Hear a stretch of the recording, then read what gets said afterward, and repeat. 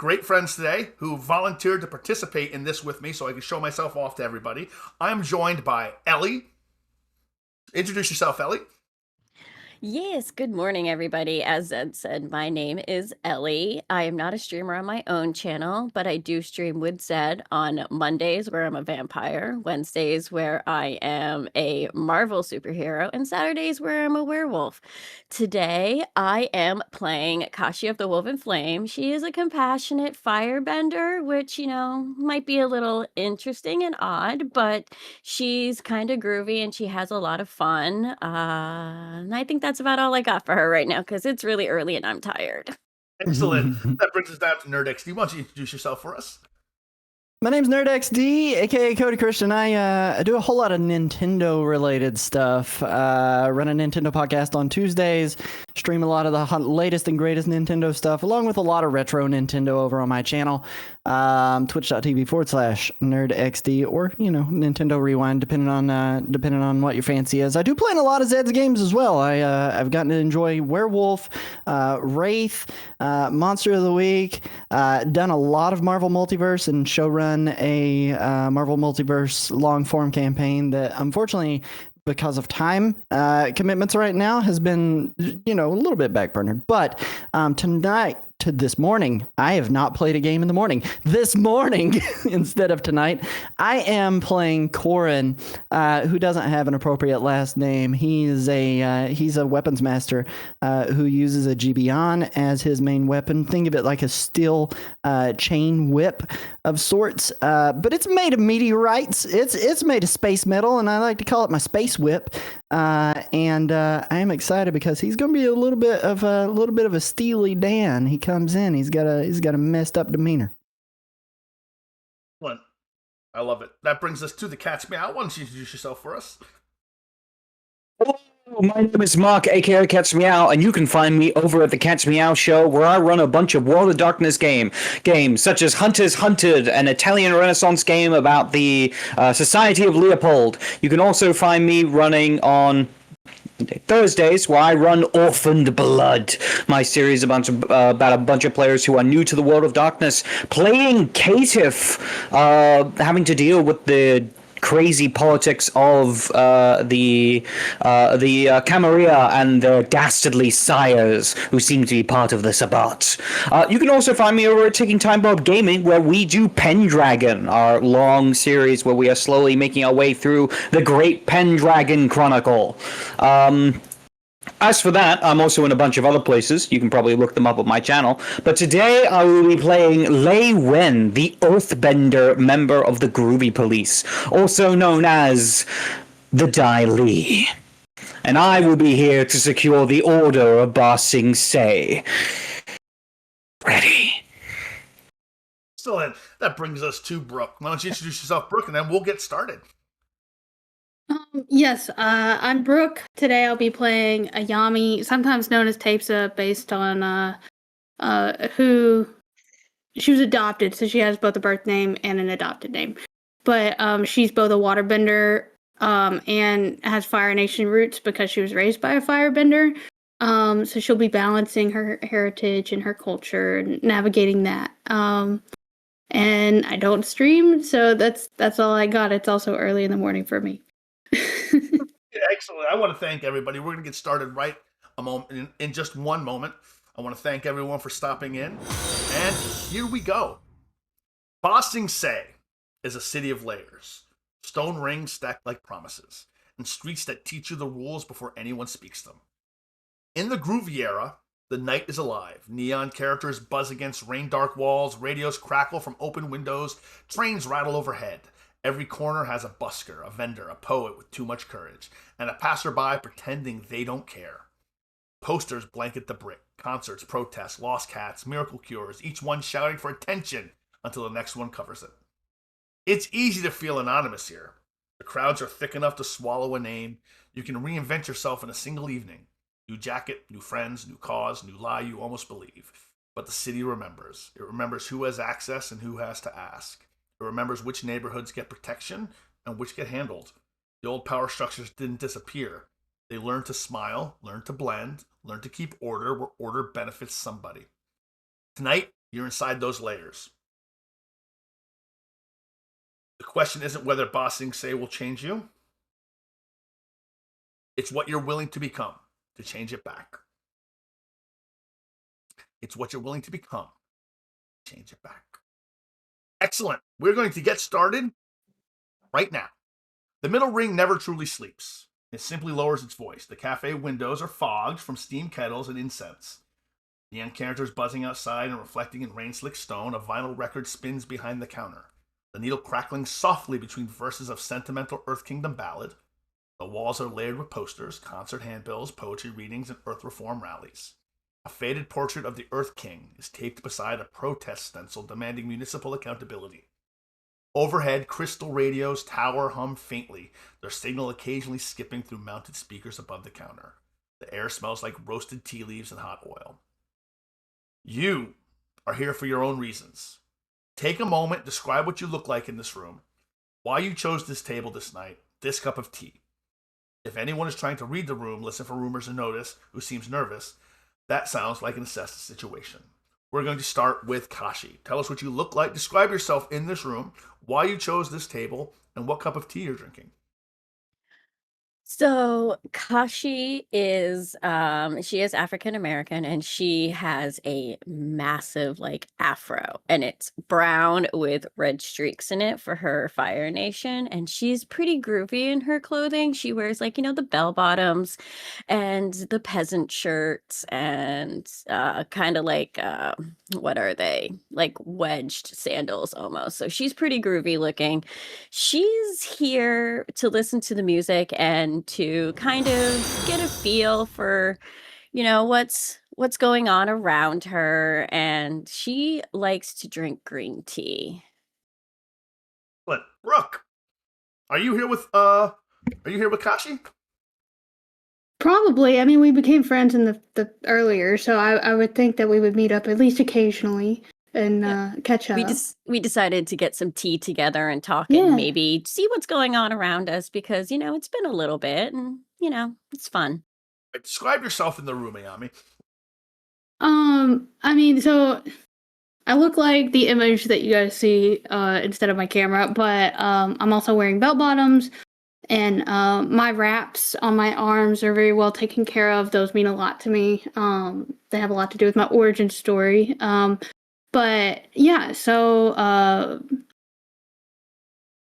don't know what else to add besides, I mean, they're cartoon characters. They're always wearing the same outfits, right?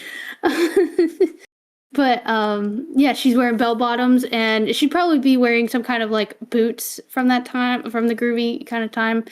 And for tea, she'd probably just have whatever Kashi's. Excellent. That brings us to Nerd playing Corin. Corin, tell us what you're doing in this cafe, what you're wearing, and what you're drinking. So Corin has he's had a late night out doing dance battles as one does. And so he's kind of just arrived in this tea room, walked through the door, hear the chime to ding. He's raising his arms, doing a bit of a stretch because he's a bit of a night owl, still trying to get his life in order at this point. And he walks in, raises his finger. And as he raises his finger, you can see him. He's wearing, the typical flared collars of the 1970s, but as the wind's kind of whipped him around, it's kind of brought the collar up, so they're kind of flowing in the wind, creating kind of like this guard around him. The shirt that he wears is bright yellow, but he wears a vest over top of that. That's kind of like what would be more vintage in that time frame. Think 1950s kind of patterns. It's hand-me-down stuff. He's not exactly well financed, wearing striped bell bottoms on the bottom as well, and if you take a closer look as a belt, he's got his GB on, his chain whip kind of being held in the loops of his pants as he raises his finger to his favorite tea purveyor in there, Kim. Kim is pouring a teacup of pu'er tea, which is like this very dark black mushroom earthy tea that's getting prepared to kind of give him a little bit of clarity and energy. And that brings us to Lei Wen. Lei Wen, describe what you're wearing in the cafe, what you're drinking, what you're doing here. Lei Wen sits quietly, still, almost like a statue. In front of him sits a teacup with a beautiful, deep, dark red tea with a traditional to the city of Ba Sing Se. He himself is also dressed in similarly traditional robes, ones that have also extended past his hands, kind of with the long sleeves. However, the deep green robes also has this interesting intrinsic pattern of yellow sewn into it, kind of enough to make him blend in a little more to this more fashionable area of the city. A lot of designs depicting some of the creatures that exist outside the bounds of the city walls. A platypus bear, I'm trying to think of other creatures. There would be a rabbit hawk, and a few other interesting and intrinsic designs. He wears a large brim hat that kind of covers his eyes as he looks down, his hand going up towards the teacup, the handle of the teacup almost disappearing into his sleeve as he picks it up and raises the tea to his nose, taking a sniff of its aroma before he gently takes a sip. His eyes seem to scan the room with intent, but he sits still, embodying the neutral Qing that he has been taught, that has been instilled within his education. As Lei Wen drinks his tea, the record skips. The cafe's crystal radio crackles sharply, and a burst of static cuts through the music. Conversations dip as heads turn toward the speaker. A breathless voice pushes through the interference. We interrupt the scheduled programming. This is an urgent announcement from the Cultural Broadcast Bureau. Princess Mudpaws has gone missing. Murmurs ripple through the cafe. Last seen this afternoon at her rehearsal burrow near the West Broadcast Quarter, authorities are investigating. A reward has been authorized for information leading to her safe return. Static flares again.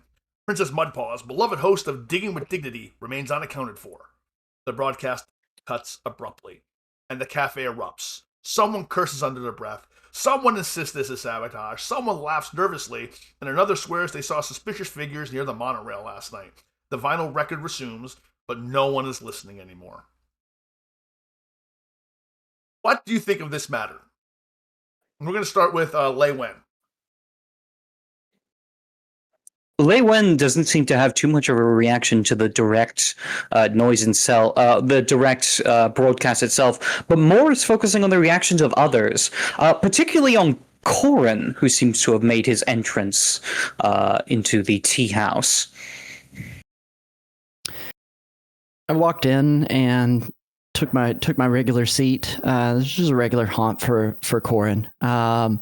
And as I initially heard the message come across, my demeanor does not change. It stays the same. You know, low furrowed eyebrows, just listening, glancing around the room as I've walked in. But the moment that money is mentioned, reward money is mentioned, you would notice, if you're looking at me, you'd notice that my eyebrow raises. As I kind of take a turn to look at the radio, the record player. Ayami and Kashi, what do? You guys are together. This is not. You've handled situations like this before. What do you do? I kind of look at Ayami and I kind of raise my eyebrow a little bit, and it's like, sounds like we have some work to do again, don't we? And I take a sip of my tea and kind of look around, see how everyone else also is reacting while trying to figure out, what happened. Yeah, I feel like we would share that kind of look. But then I feel like also I would be listening to what other people are saying. You said one person said they saw suspicious people near the monorail. I don't know, how reliable that source is, but I've been listening for more of those kind of things. Less about, because everyone's probably reacting very differently, but more about what they're saying, about what they've seen. Just kind of listen.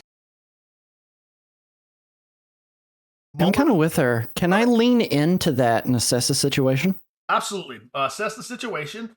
Make a roll with creativity. On a 7 to 9, Yep. ask one question. On a 10 plus, you may ask two.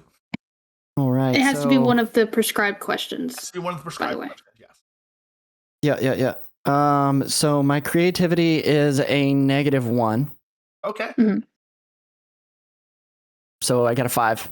You got a 5. Mm-hmm. Excellent.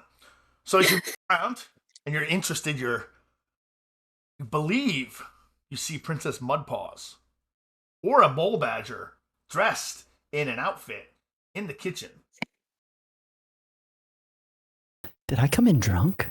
I think to myself as that happens, but I wave I wave Kim over after he's poured my tea anyway, and I'm assuming he started to walk away, and I'm like, I lean in real close and I'm like, Kim, eyes may be playing tricks on me. It's early or late. I'm not sure what time it is anymore. But is that Princess Mudpaw back there? Back there? Back in the kitchen? Yeah. I could really use that reward money. Yeah. No, that's not.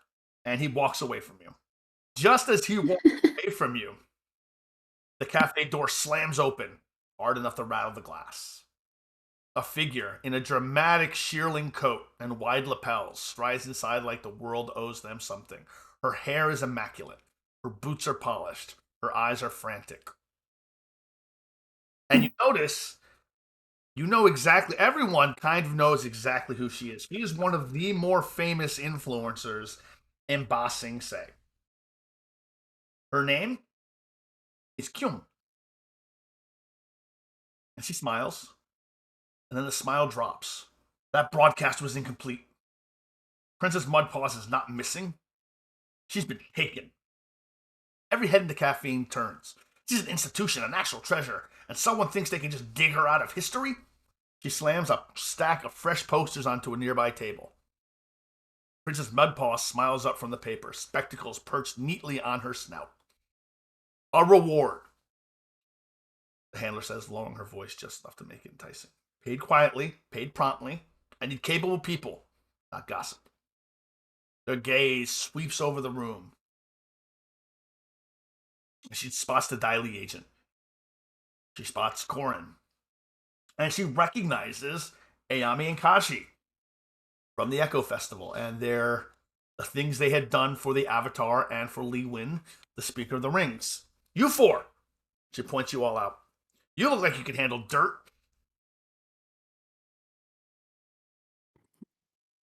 And Kashi just kind of looks at her and is like, yep, I think Ayami and I can absolutely handle this. Before Kashi's words have even left her lips, I've already kind of quickly sidled up next to her, and I've said, so reward money paid quickly, eh? Reward money paid very quickly. We need to find her before it's time for her to go on. She is a cultural institution. Hundreds, thousands of children depend on her earthbending techniques to learn. No one teaches earthbending better than a bowl matcher. We need to do this. We need to find her. I'm sorry, are we just talking in the middle of the cafe in front of everybody else? Yeah, everyone else has sort of gone about their business. Some people are picking up posters. Some people are discussing amongst themselves how they're going to go find Princess Mudpaws. There's different groups that have settled into discussing how they're going to do this. Because everybody wants the reward. Kashi isn't doing this for the reward. She does it because it's her thing to do. Same. Lei Wen will. Oh, God. No, you go. Oh. No, I'm Leyland gonna will go into a bunch of questions. You go ahead. Okay, Leyland will slide out of his chair, reaching into his robe to pull out what is a small coin purse, taking out a few coins and placing it on the table before he turns around. For a moment, his eyes seem to settle on Corin for just a little bit too long before he turns back to the lady that entered and goes, "It would be my honor to aid you in this important civic duty." She looks to you. She goes, "It is Dai Li." Nods. She nods her head. She looks to Corin. You want the reward?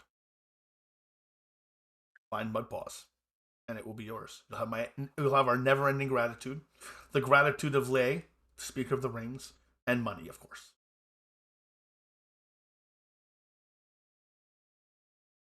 um, so, like, how do you know she was taken instead of went missing?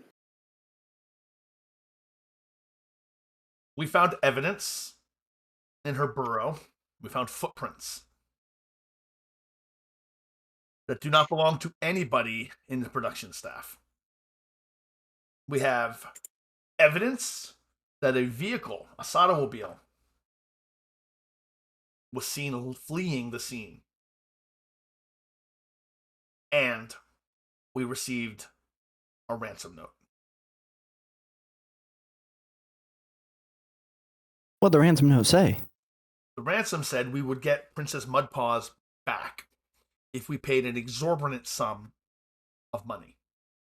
Now, that is not off the table. But we would rather try to find her first. Because you don't pay terrorists.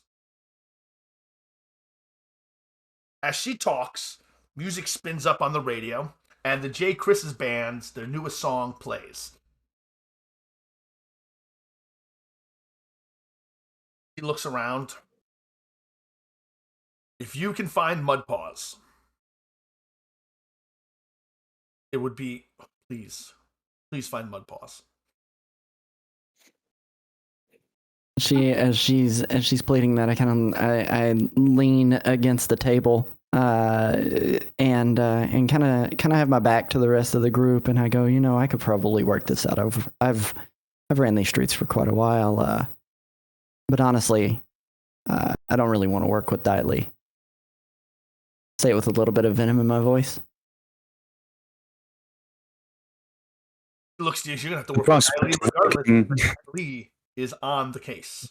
He looks to Lei Wen.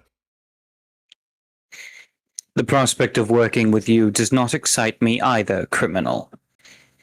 But nonetheless, the Dai Li serve the city.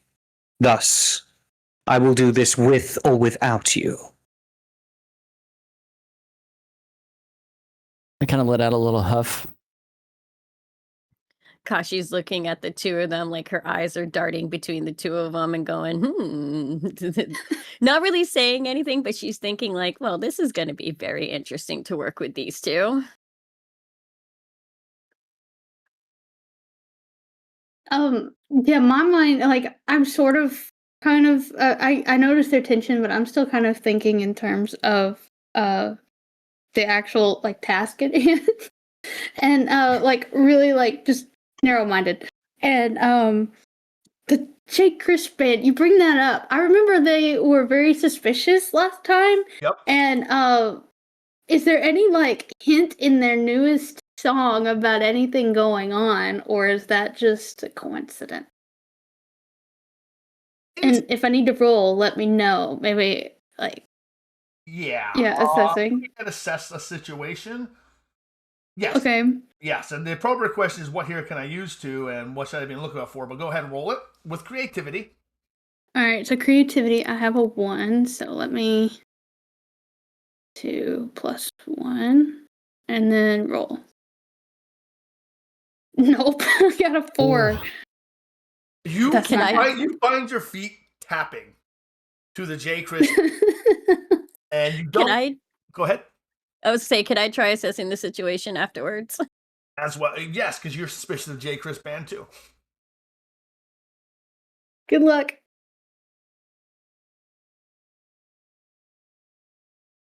And no, because I have a 0 in creativity. Same thing. You're like, oh, yeah, this is a great song. You totally missed the part where they talk about the corruption of television and how it affects the lives of people and how we should just go back to radio. And it's a song. Basically, it's video killed the radio star. That's what I was about to say. I've heard this song before. You know what? I might as well. Leywen will give it a go as well. Might as well. 2d6. This is going to be -1 because my creativity is not great. That's a 7. You still got a 7. You may ask one question from Assess the Situation. A single question. Yep. It has to be from the list. Yeah. Yep.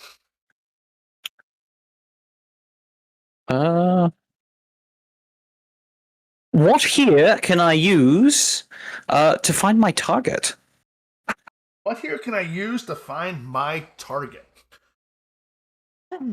Well, the posters specifically say that she was last seen at the broadcast quarter. The music that's playing is discussing, subtle revolution. So probably your best aspect is to investigate the broadcast quarter and follow any leads from there. Leywen would make his way over to the poster, and his hand would just kind of like glide over it, and it would disappear into the sleeve. As he then turns around and goes, I know where we must go next. The broadcast center.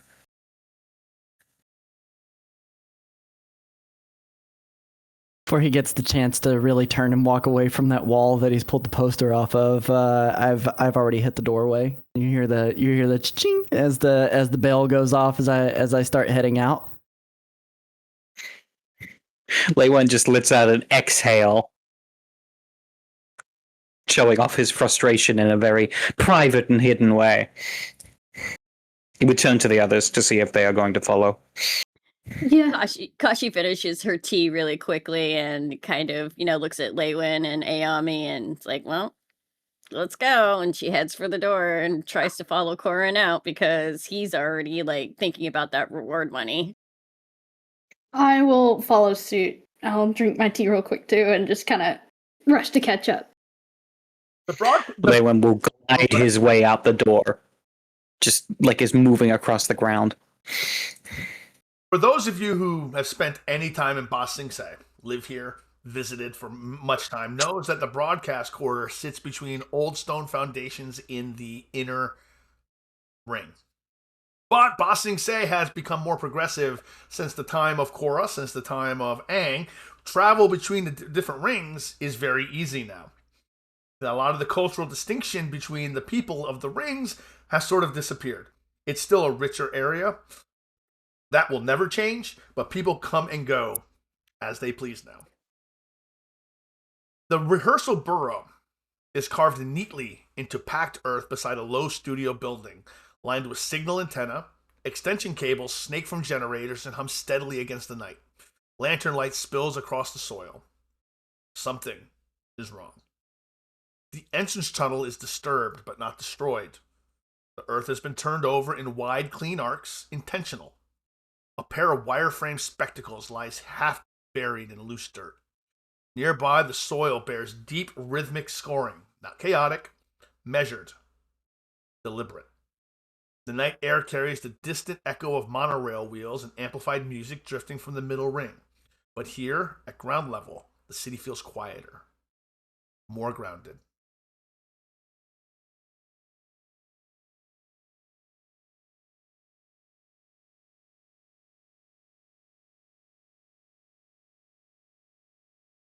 As everyone is trying to decide what to do, I want you to think about the scenario that I just laid out and think about the moves you can use to investigate, roleplay, and things like that.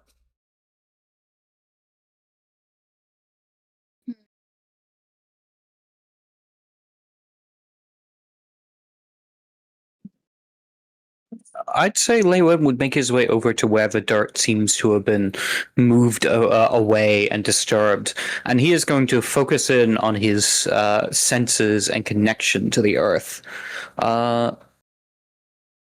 Is there a way he could use his earthbending to attempt to sense the vibrations to try and figure out what has caused this, or if there's anything further underground that could be the reason why the earth has been torn up?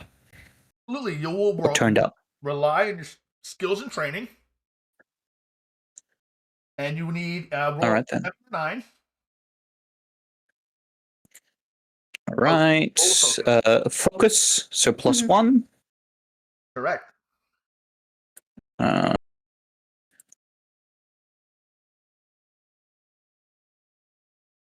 6. That is a 6. You put your hand down, Go. and the only thing you notice, unfortunately, is the rumble of the monorail. It's the most immediate rumble you feel, and you should know more. You should be able to pick up more, but that monorail is just shaking. Now, perhaps if you try it again after the monorail moves, you might get another shot at it. What's everyone else trying to do as the daily agent walks over to the burrow, confidently puts his hand on it? What does the rest of you do? Just maintaining space away from him. You know, I'm very passive about his existence there, but I also have a little bit of disdain because I just don't like authority. So I am kind of walking around the outside, you know, several feet away from him while he's playing in the dirt, and I'm looking around to see if I can. Are there people around? Is it too late at night? Like, is there anyone that maybe I could go and talk with? Absolutely, there are people around. There are other people doing what you're doing, trying to investigate. And it seems like a lot of people are moving toward the broadcast center, and some people have magnifying glasses that they're looking for clues with. There is a hot dog cart vendor who has pulled up in the area and is using this as an opportunity. It says Jin Kin Tao, formerly of Cabbage Co. Hot dogs, the best you've ever had. Kashi would go up to the hot dog guy because, you know, she's got kind of a rapport with him, and she would ask him, "Do you happen to know anything that's been going on, or are you just as not clueless, but, you know, do you happen to know anything that's going on? I'll buy a hot dog if I need to." That sounds like a plead maneuver. So why don't you roll with Harmony?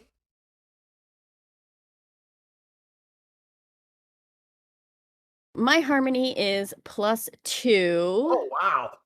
Ooh, So that's a I've good got an one. 11. You have an 11. All right. On a 10 plus, they act now and do their best until the situation changes. He stops. Oh, Kashi, it's good to see you. And he offers you a free hot dog. Take the hot I dog. take the free hot dog. Well, I'm here. I'll tell you why I'm here. Because everyone is showing up. Everyone is showing up. So I can sell hot dogs late at night. Did I see anything? Yes. I saw something, but no one's asked me yet. I was down here originally to watch the production, the rehearsal of Princess Mudpaws. My niece and nephew have learned so many earthbending techniques from that little mole rat. Badger mole. That little badger mole. Mole badger.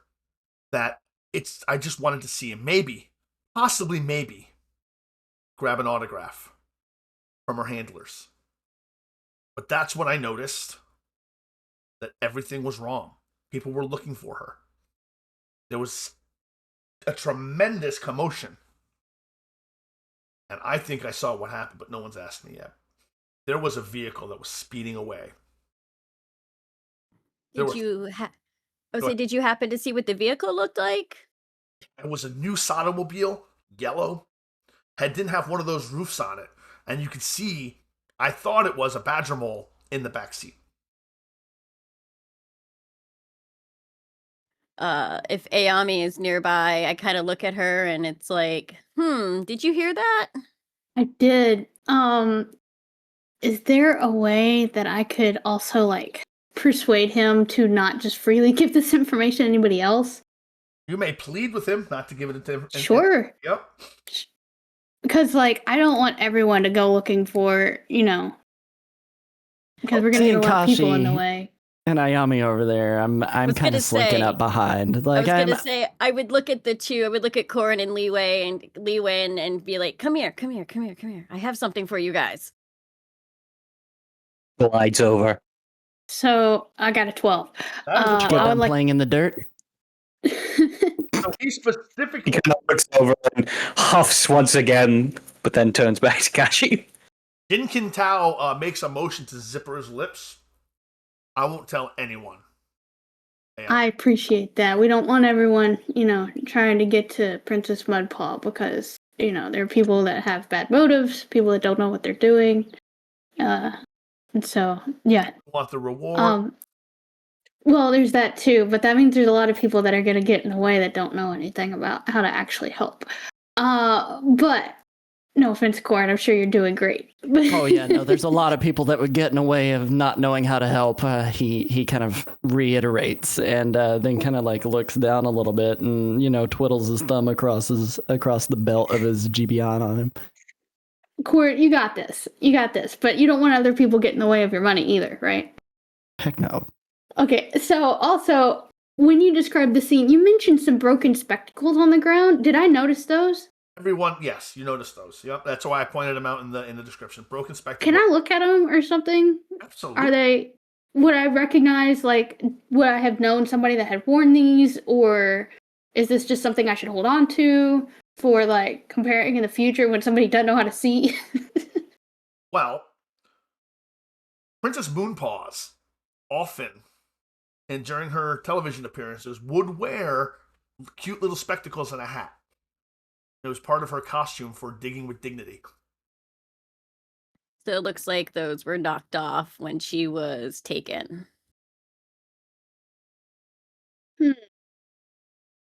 Okay. I would like to, pick them up and, well, I mean, I guess in this world, is that like tampering with a crime scene, or like is this gathering resources for later? Well, there doesn't seem to be any police presence here besides Lei Wen. I look at Lei Wen.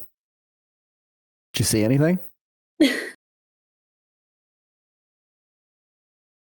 Spectacles on the ground, broken. Yes, Diley agent, is it okay if I pick these up? Or is that tampering with a crime scene to you? Because I would like to take them so if we find Princess Mudpaws.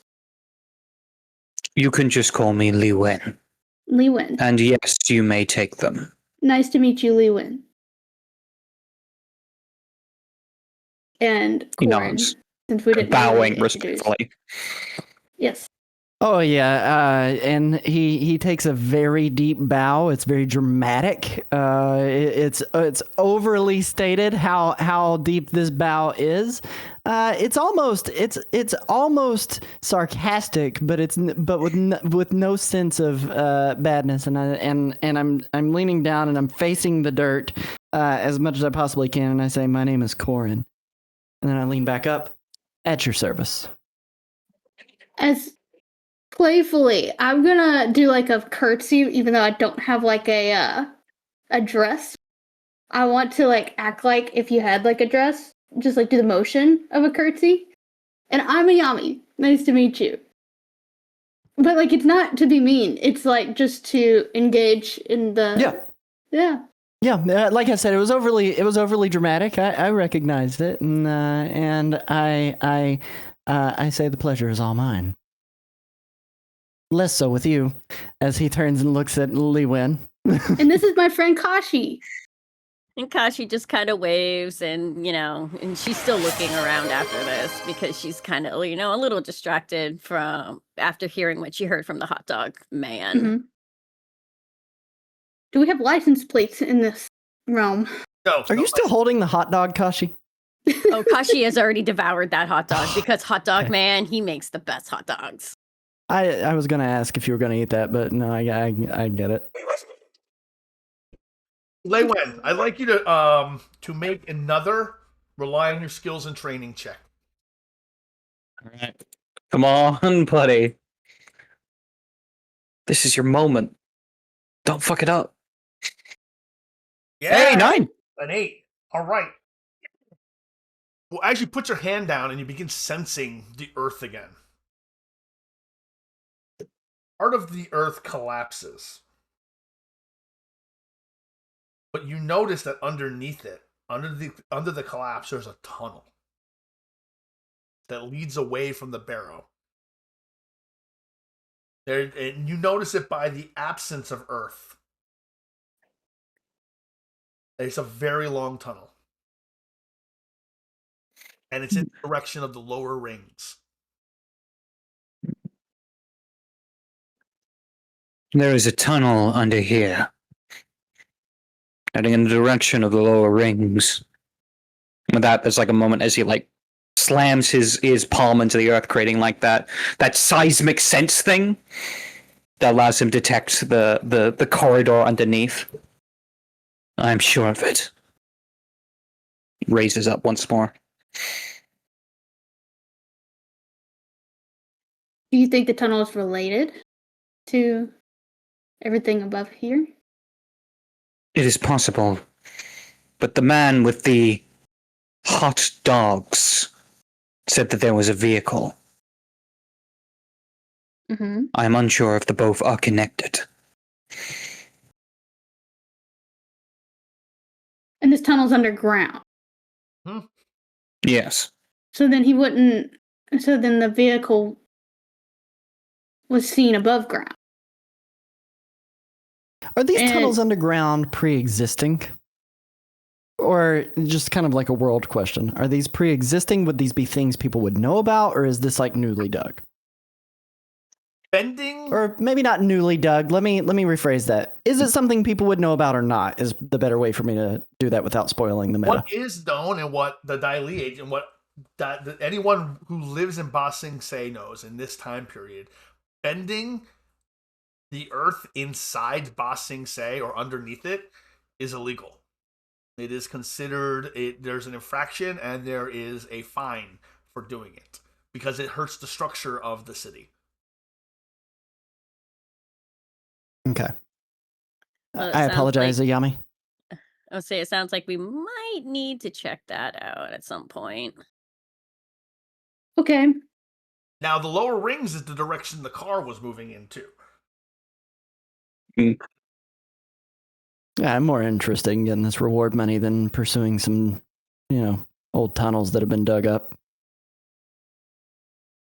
In either way, the direction leads to the lower ring. And then we'd have less people obscuring, our investigation. As you're talking, more people have shown up to the broadcast center. More groups of people. Someone's come dressed in a strange hat and another magnifying glass. More people just sleuthing, looking for this reward. So We should could go probably start discreet. making our way there. Indeed. We could start with the tunnels, and if we feel like they're not, that helpful, we could try to find an exit and then keep going above ground after that. I should be able to track them from above here. Okay. We can simply follow the path above ground. After all, I do not know how stable these tunnels would be. It is probably something that should not be risked if I am the lone earthbender, which I assume to be the case. I'm a waterbender. I'm a firebender. And I'm a space bender. Lewin ignores him. He just ignores him, just completely shuts him off from his senses as he looks to Kashi and go, a firebender. I see. And then he just turns his attention back to the direction of the tunnel.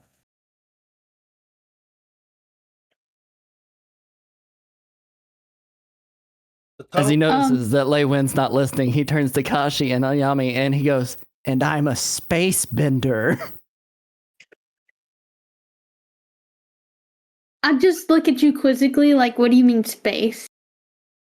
As she asks, I undo the chain that's wrapped around my waist and then let it drop and pull it up, extending it with my hands. And I'm like, this precious tool of my trade genuine meteorite Gibeon. And then I kind of whip it. And like turns on a dime. Meteorite. How You did wanna see someone it, like you Dirtman? get your hands on that? It's been handed down. Wouldn't want to give away too many of my secrets. Lewin kind of shifts his head as the hat kind of moves up a bit so you can see his eyes, and you just see the narrowing of these piercing green orbs before he lowers the hat once again, disguising where he is looking. Wrapping it back around my waist. Fastening it.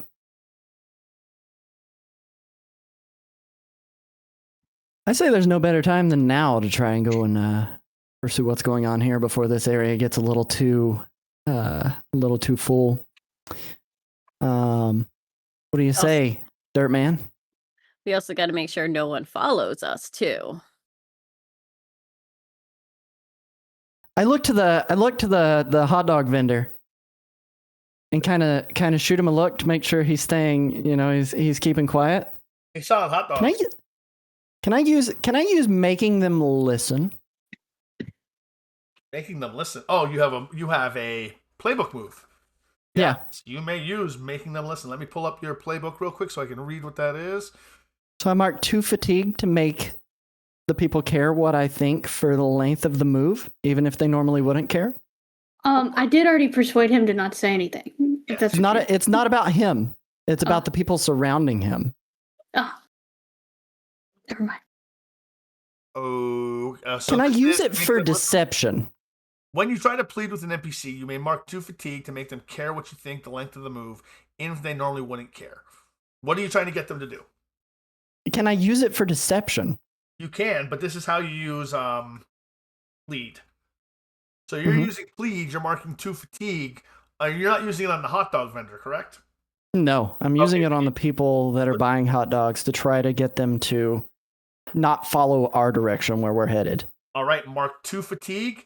Make your plead check, which is harmony. Roll with harmony. Okay. One moment here. My fatigue. Oops, too many D6.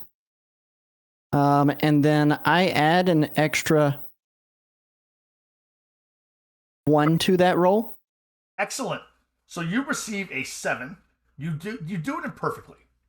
They look at you, their eyes kind of cross. They're like, why? What are you going to give us? What's in it for us to not do this? Well, less so what I was intending on doing with this is to, again, using it for deception, to make them believe that this pathway goes elsewhere. Deceive them. Tell me how you deceive them. You will you will need to offer some kind of evidence to make them do it, but you will succeed. Absolutely. I raise my hands up into the air to kind of gather their attention as much as I possibly can. Obviously, the people are swarming the hot dog stand. But I yell out and I'm like, just got some information that the vehicle they saw that Princess Mudpaw was in went that way. And I look to the hot dog guy as I'm saying that, and I kind of lean into it just a little bit to see if he's gonna back me up on it, which is the direction I'm pointing in is the exact opposite direction. Now, as far as anyone should believe me, and I gesture very grandiosely to Lei Win here. I have a member of the Groovy Police to corroborate this story. And I look at you and I go, I don't need you to say any words. I just need you to nod. He hesitantly nods. I lock eyes with the hot dog vendor. He just shrugs and says, yeah, they went that way. And points in the direction you just said. And the people around the hot dog club, they look to each other, and some of them just take off in a run and start running in that direction. Hot dogs in tow, and they just go. Give me a second. Role play for a second. I need to use the latrine. I will be right back. Yeah. Well, that went a little bit better than expected. I say under my breath to you guys, I genuinely can't believe they bought that. I suppose it's to be expected of a criminal. I like to think of myself as less a criminal and more a resistance against the oppression of the poor that you people have inflicted on us. But hey, take it however you want. Less respect for the dirt man all around anyway. The Daily exist. Oh, God. I was just saying, Kashi's looking between the two of them like, this is going to be very, very, very interesting. With all the tension going on. The Daily exists to protect the order and traditions of this great city. We were once the servants of the kings. Now we serve the people. I scoff a bit, and I'm like, order and tradition. Listen, we're trying to live in a progressive society these days. Progression is corruption.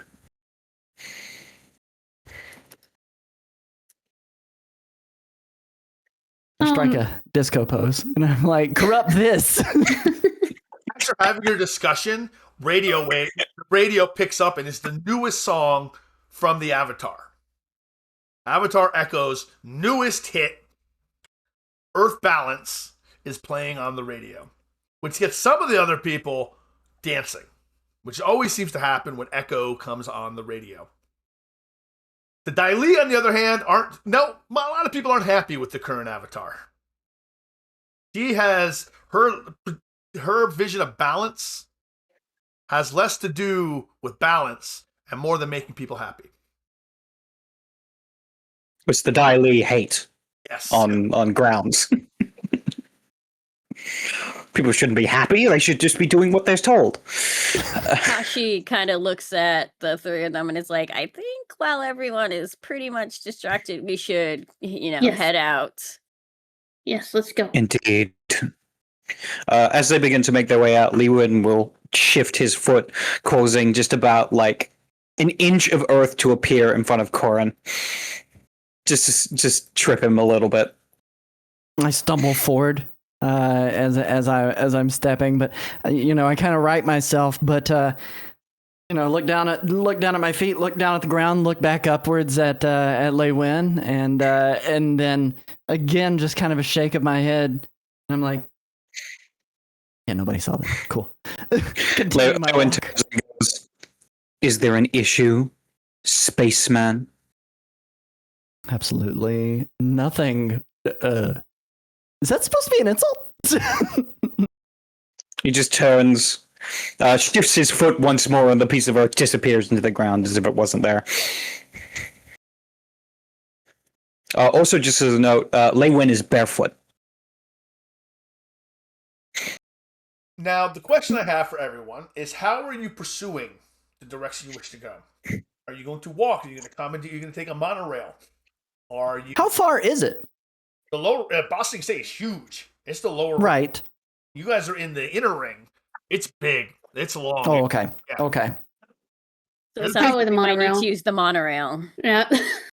It's a cost. We take the monorail. I'll pay for your way. It's fine. Okay. So I usually ride it, but I would say unless you want to jump the turnstile. Yeah, that's mostly what I've been doing for the past few years anyway, so...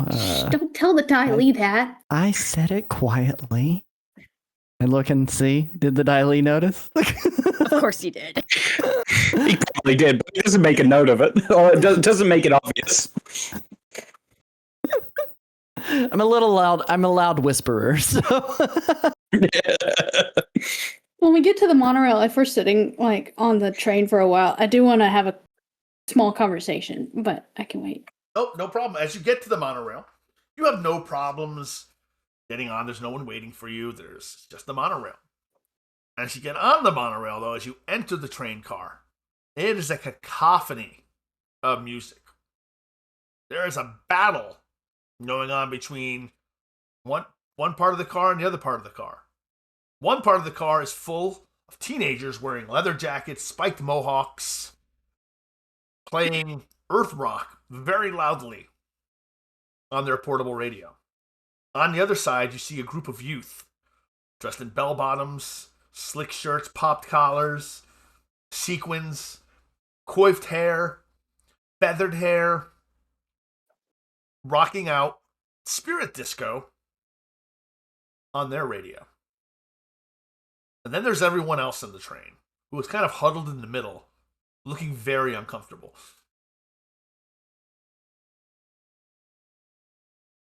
I noticed the attire. Anyone I recognize in the crew? Oh, the Ayami and Kashi recognize them immediately. It's the Tunnel Rats. Okay. You recognize them as the Tunnel Rats, and the Daily Agent understands the gangs of the area, and it is the Tunnel Rats. They're a constant issue on the trains. They never go too far, but they're a nuisance. They're a nuisance, not to the point where they can be arrested, but they need to be watched. The other group is just another normal group of youth that's probably leaving a venue to go to another venue. Now, Ayami, the floor is yours. I wanted to see if I could guide and comfort Corin so that he could have less fatigue. Absolutely. Roll with harmony. Okay, let's see.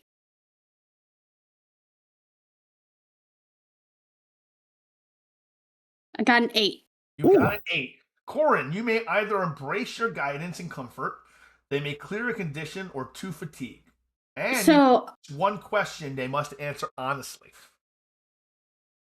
oh, okay. So basically, I wanted to just kind of support Corin and be like, man, that was great that you like got those people to go the wrong way so that they're not in our way.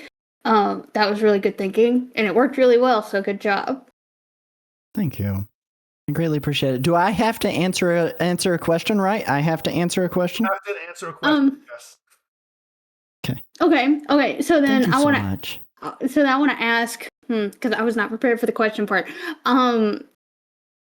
Why are you so focused on the reward? Why this reward? Why not, a random reward? Why is this such a big thing? I'm kind of leaned in a little bit closer to Yami, and as we're sitting on this train, and I kind of look at the younger kids that are blasting their music, and I'm like, you see them? Mm-hmm. My life's not so different from theirs. Don't have a lot of money. Got a lot of people depending on me. It'd be something that would change our lives. Mine, Zijin's, the rest of the space snakes.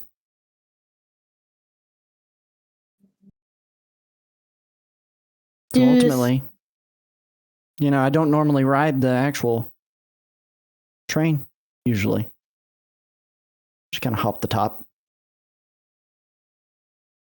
This is a nice change of pace. Wealth and What do the equality- space snakes do? Wealth Would and I know equality- this? Oh, sorry. Just wanted to say this. Wealth and equality is still a real thing in busing. So go ahead. Mm-hmm. I was wondering if I would know much about the space snakes already, or like what they do. The space snakes. Tell us about the space snakes, nerd. What do they know? Space snakes is just kind of like a group of youth. We are out there trying to fight for that level of equality. That progressive lifestyle. That's a lot of the reason we have the disdain for the Daily and the Groovy police as far as that goes. It's just like this support of the conservative kind of thought processes. Not afforded the same rights, but the space snakes, we call it activism in our gang. Some of it may be frowned upon, just kind of the way we go about it. It's not always peaceful, but we're not out there actually hurting anybody. We're just dismantling the establishment a little bit. Okay. Think of it like, we have a group of, 7 to 12 Aladdins, street rats,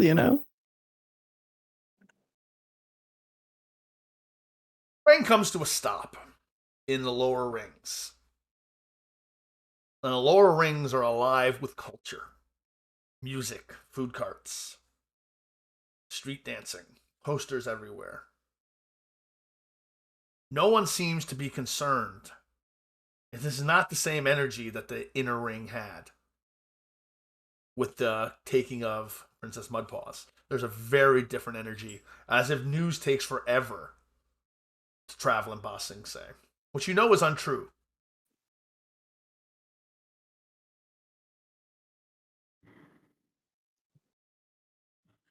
Can I assess the situation and see if there's anybody talking about this?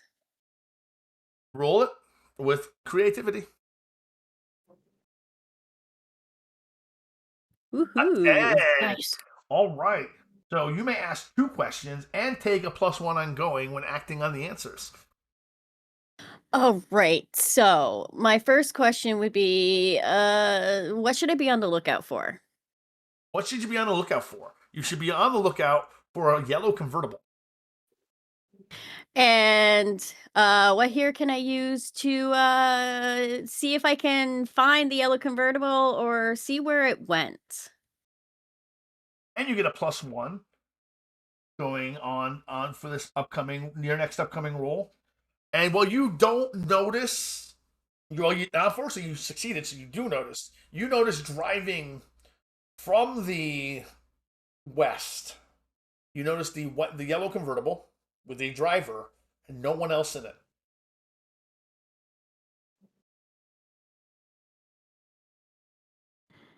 So I kind of look to the group and I say, and I kind of, surreptitiously point, and it's like, I think that's the convertible that we need to be on the lookout for. As this train car is still, we're kind of moving. Well, it's monorail situation, right? Like we're kind of moving above it, looking down at that Yes. car. Or are we moving alongside of it? You're moving. The car is going below you.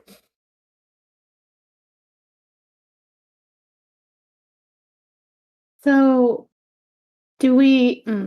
If it doesn't have, the Moonpaw in it, do we want to then go in the same direction if they're like leaving wherever they drop Moonpaw off, or do we want to go wherever it came from?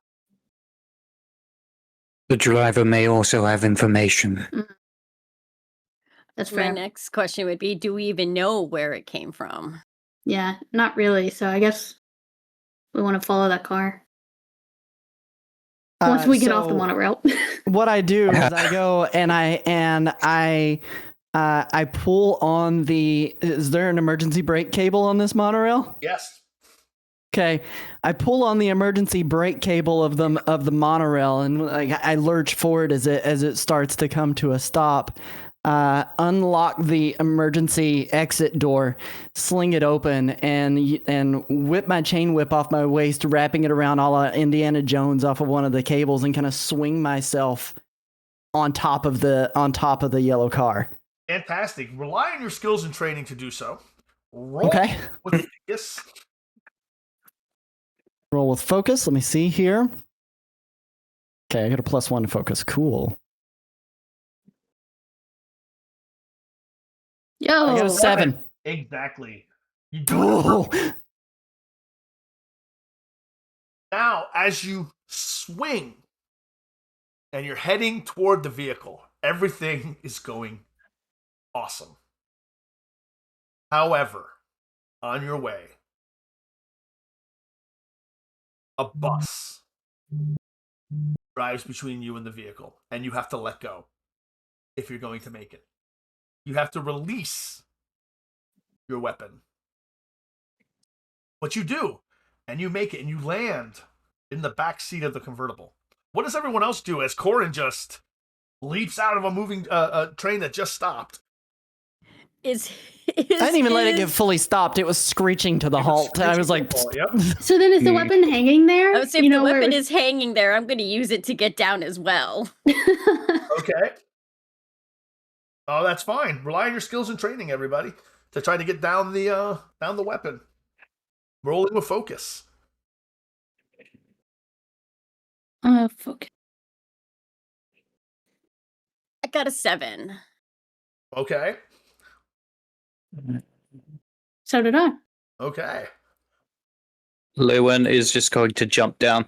Okay. Relying on your skills and oh no. Oh no! Oh no! Lewin. I mean, good dirt, man. Could I help? Is there a way I could like? You may make an appropriate help action. Mark So one then- fatigue, and they get a +1 after the roll. Let me see. What did you get a total of? You got a total of 6? No, 5. Don't even bother. Yeah. It's the best you can Yeah. do. No, this is not enough. Yeah, the best you can do is a +1, and you don't want to take a fatigue for it. So everyone else jumps and swings off the weapon and lands in the vehicle. Can I also make sure that the weapon comes with me so that Corin can get his weapon back? Yeah, if you weren't gonna try, I was. Li Wen looks to the sky and then kind of says a silent prayer to whatever deity that exists in the spirits, and he leaps off the train. And he would fall directly on his head, but I'm going to give you an opportunity to rely on your skills and training to create an earth platform to stop your fall. That's what I was going to attempt to do. I just kind of realizes, oh, I'm tilting a little bit more than I should.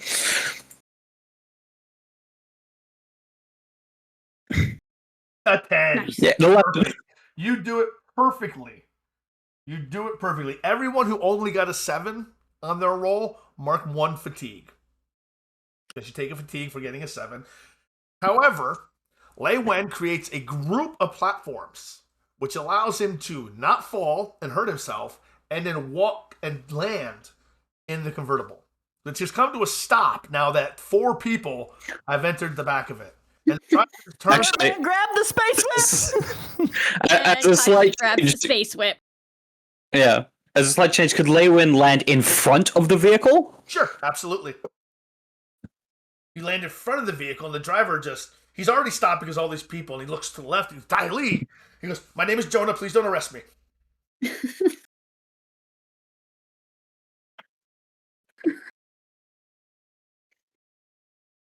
How far away have we gotten from my space whip at this point? Because he pumped the brakes pretty hard, right? Well, Kashi brought the space whip with her. Okay, Kashi actually And brought then it. I immediately give it over to Corin, like, here you go. I made sure to grab this for you. Very cool. Thank you so much. Thank you so much. On the dashboard of the vehicle, written in a fun script with gold inlay, it says "slick." We all noticed that too, right? Like it's very obvious. It's very obvious, yes. All right. As Kashi hands my whip, I want to intimidate this Jonah guy. Okay. I don't know if he's already intimidated by the fact that we have a Dai Li and we have, the 3 of us that just appeared in his vehicle. I'll say Lewin will potentially aid you, should you need it. All right. So if you're going to aid, but you can aid afterwards. So Corin, Yeah. roll your intimidate with passion. Roll with passion. My passion is -1, so that makes it a 7. On a hit. Okay. They choose one. They run to escape or get back up. They back down but keep watch. They give in with a few stipulations, or they attack you but off balance. The GM makes a condition for them. I'm going to say he gives in with, "What do you want? What do you want?" And I go, I want you to stay right where you are at. I can't really drive over a Dai Li agent now, can I? You can could be a big try. mistake. We both say, he hears us both. He says you can try, and I say it'd be a big mistake. And I have my chain whip in my hands at this point. And I say, I want some information. Awful nice car. And I look down at the dash. Slick. You been around any mole badgers, perchance? No, how'd you know? Because he's intimidated. How did you know? I didn't do it. I didn't. It wasn't me. It wasn't me. It wasn't my idea anyway. It wasn't my idea. But then whose idea was it? I just happened to be there, and they showed up with this badger mole, and they jumped in my car and told me to drive. Kind of like us. While they're Who's talking, they? can I put like ice spikes by all of the tires? Sure, rely on your skills. But since I'm sitting behind, I want to be the one sitting behind the driver's seat so that he's Okay. not really paying as much attention to me, if that's okay. That's fine. Yep, absolutely. Rely on your skills and training. All right, so that is with focus. So that's +1. Roll. Nope. Got a 4. Oh, right.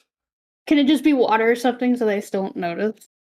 There is no, the problem that you have is it's really dry here. So there's nothing to really draw on unless you pull your personal supply of water. Mm-hmm.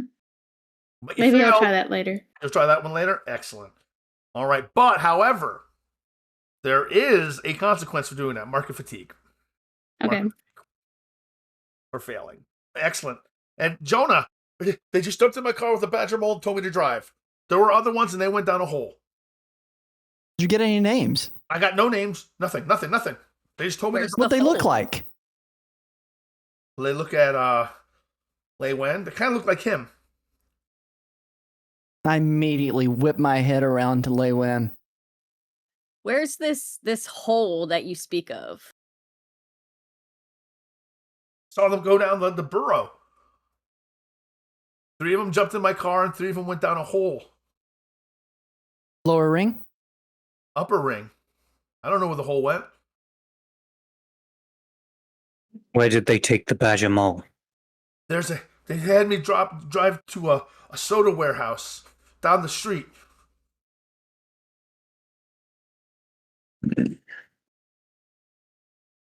I don't know how you keep getting this lucky, but looks like you're on another chauffeur job. Chauffeur, Let's go to the soda warehouse. can't you walk? I could. No. I'd rather you come along. Give me a plead check, because he's not really wanting to. Passion. All right. Let me. Harmony. Plead is harmony. Oh, no, you have passion because you have making them listen. 8? Because I gain a +1 on make them listen, right? That is correct. Okay. All right. So when you're pleading with him, mark 2 fatigue. Okay. He looks at you and he looks resigned. He's like, I'll drive you. I'll get you there. And he begins. Wait, Go ahead. who marks 2 fatigue? Nerd or He does. Nerd Okay. XP now 2 fatigue, marks 2 fatigue plus the fatigue he had. Getting real tired. Getting That's real 4 tired. fatigue. Didn't you Real lose the tired. fatigue when He Yami I guided did, but and then comforted we. you? I did, You but lost then we 2 felt fatigue. the Yeah. whole jumping off the train, and then I gained another 2 just then. you got 2 back when I comforted you. Oh, okay. Then I'm at 3 then, if that's the case. That is the case. You were at 3 Okay. I'm not as tired. I was getting real worried there for a moment. I was like, oh. You begin driving. Do you get in the car, Daili, Jinwen, Liwen? Lei Wen does. Gives you kind of a side eye. He goes, why were your people taking Princess Mudpaws? What you're saying is ridiculous. Why were they commandeering my car?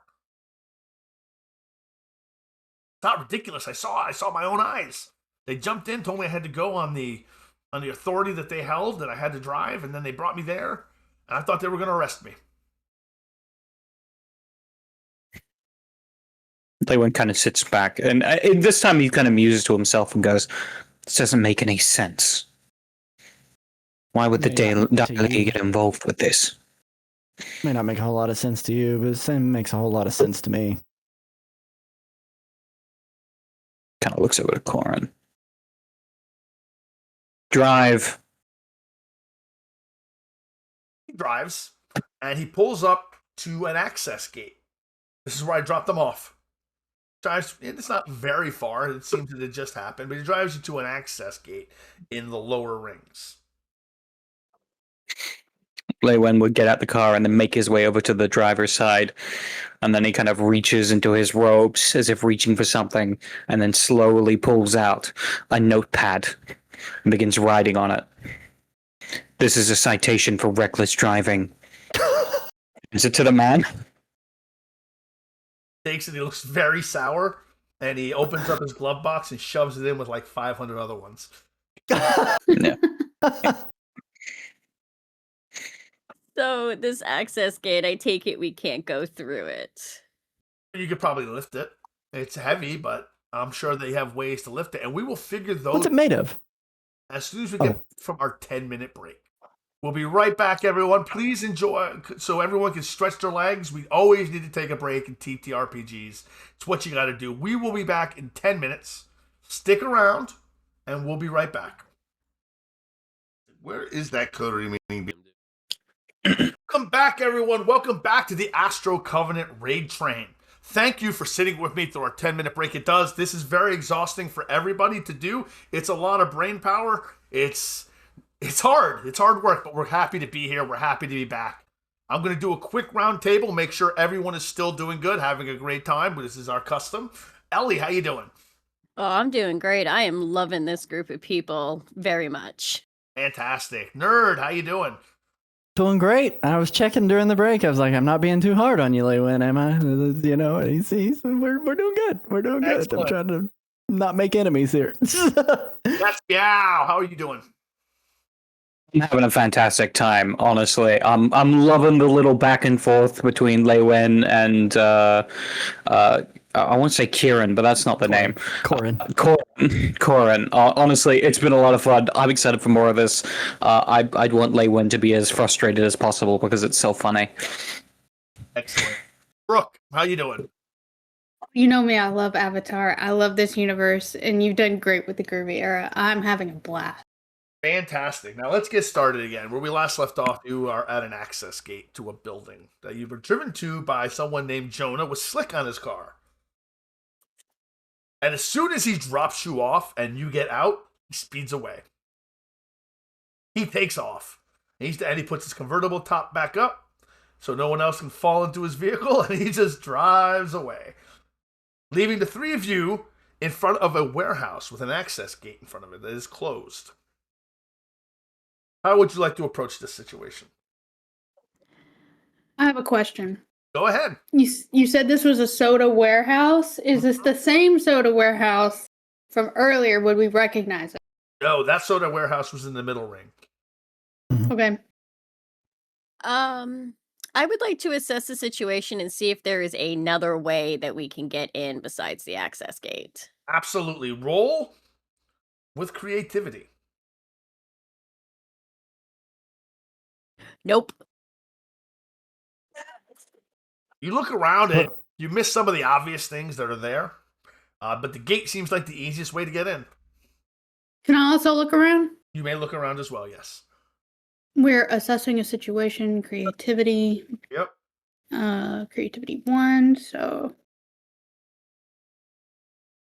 No! Oh my goodness! That is the worst possible roll you could ever get. Okay. It's okay, there's a gate. Looks What's the gate nice. made of? The gate is made of wood.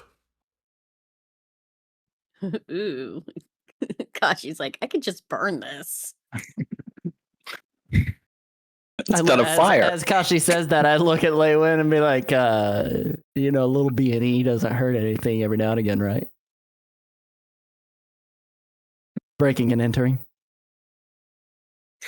Kind of looks around to the group and would say, arson is not normally permitted, but in this case, the Daily is willing to make exceptions. Wait. How is bending inside of these rings? Like, how is it looked at just in general as a world reference thing here? As a world reference, bending infrastructure is a citable crime. Bending the road, bending buildings, doing things to disturb the peace is considered a finable offense within Ba Sing Se.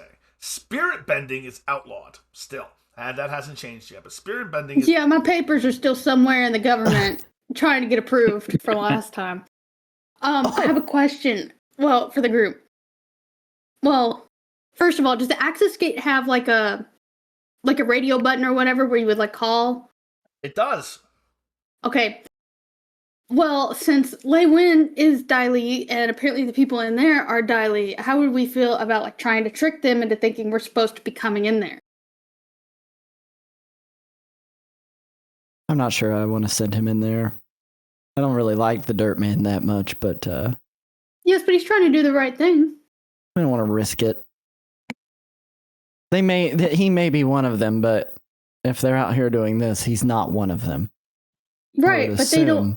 But he has the like outfit of the Dai Li and everything to match them, so like we can fool them into thinking we're supposed to be coming in, and then we find the Princess Moonpaw, and then we do a crazy escape plan. I wouldn't want to tip them off, quite honestly. I do not believe these are true members of the Dai Li, but those masquerading as such. For that reason, they must be punished. Yes, but you can still deceive them into getting to where you want to go, and then blowing everything up once you're inside. Figuratively. Kashi's just standing there with a little bit of a flame coming up from her hand, like, I can just do this. You're a little bit of a firebug, aren't you? She is a little bit, just a little bit. I'm going to go ahead and attempt to assess the situation as well. All right. Is that okay? Yes, it is. See if there's. I'm looking around at the is this? I'll ask those questions after I roll. Never mind. I completely fail. I'm looking up at the gate, but my eyes are still bleary from whatever it is I've been doing for the last little bit. Eat too many I hot have an dogs? idea. All right. Perhaps we should knock.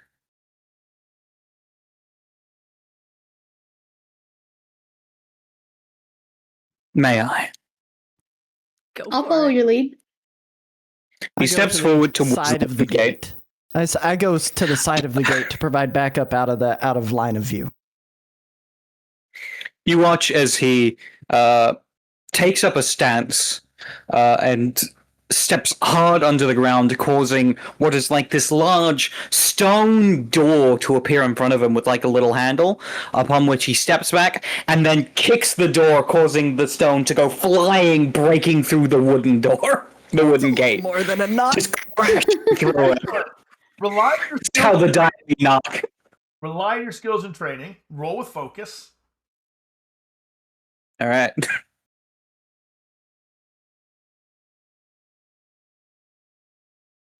That's 7. a heck of a way to knock on a door. On a hit, on a 7 through 9, you do it. You do it imperfectly, though. As you kick the wall and send the pieces of earth flying, take 1 fatigue as one of them pops up you in the face. But you take down the gate. The gate falls to the ground, and earth and stone is scattered all across the courtyard, damaging trucks, causing soda to leak out of one of them. But you've opened the door. I take note of the soda in case it needs to be water bent.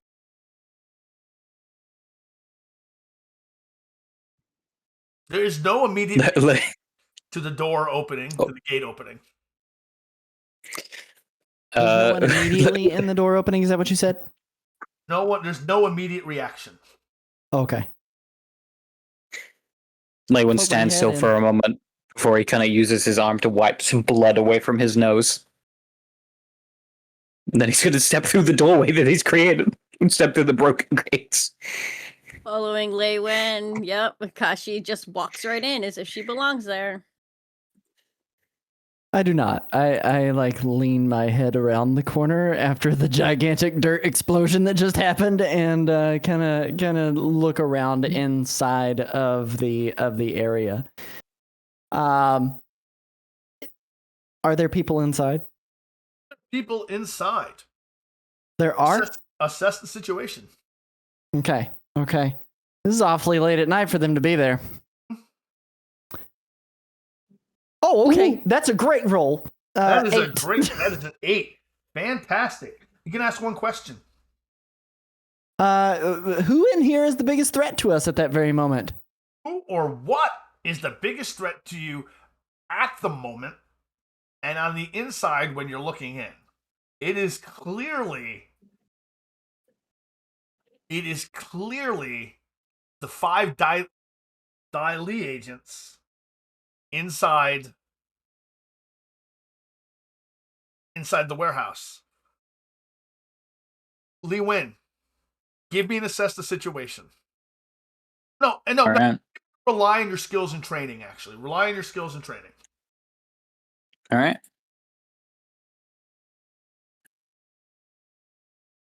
8. 8. Hey. Fantastic. You notice that the Dai Li agents aren't wearing Dai Li uniforms. They are wearing very good approximations that would fool someone if they just took if they got a quick look at them.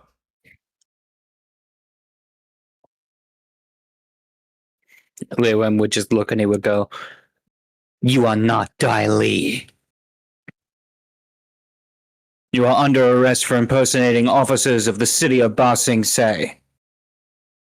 They turn, they look, and they look askant, like, oh my god, what's going on? They look at the 4 of you, and one of them says, whoa, wait. We're not impersonating the Dai Li.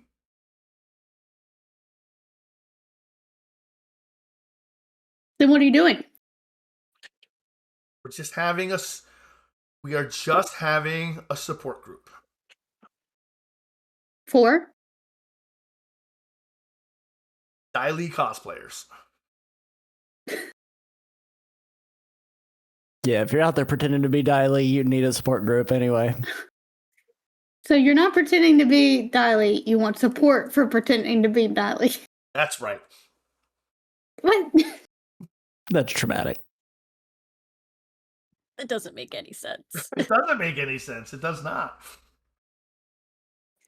As they raise their hands, Lee Wen would raise both of his covered long sleeves, and as he does, bits of stone fire out from the stone gloves and attempt to wrap around his arms as he has them up, kind of causing them to shoot back and collide together like cuffs. This causes them to startle, and one in the back says, "Nuh-uh, this is not happening tonight. Not that we've got Mudpaws."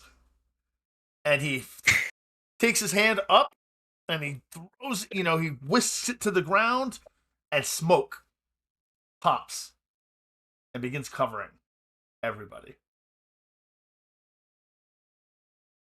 Can I make their half of the room frozen the floor with ice? With water from my pouch. Not just that, there's also soda.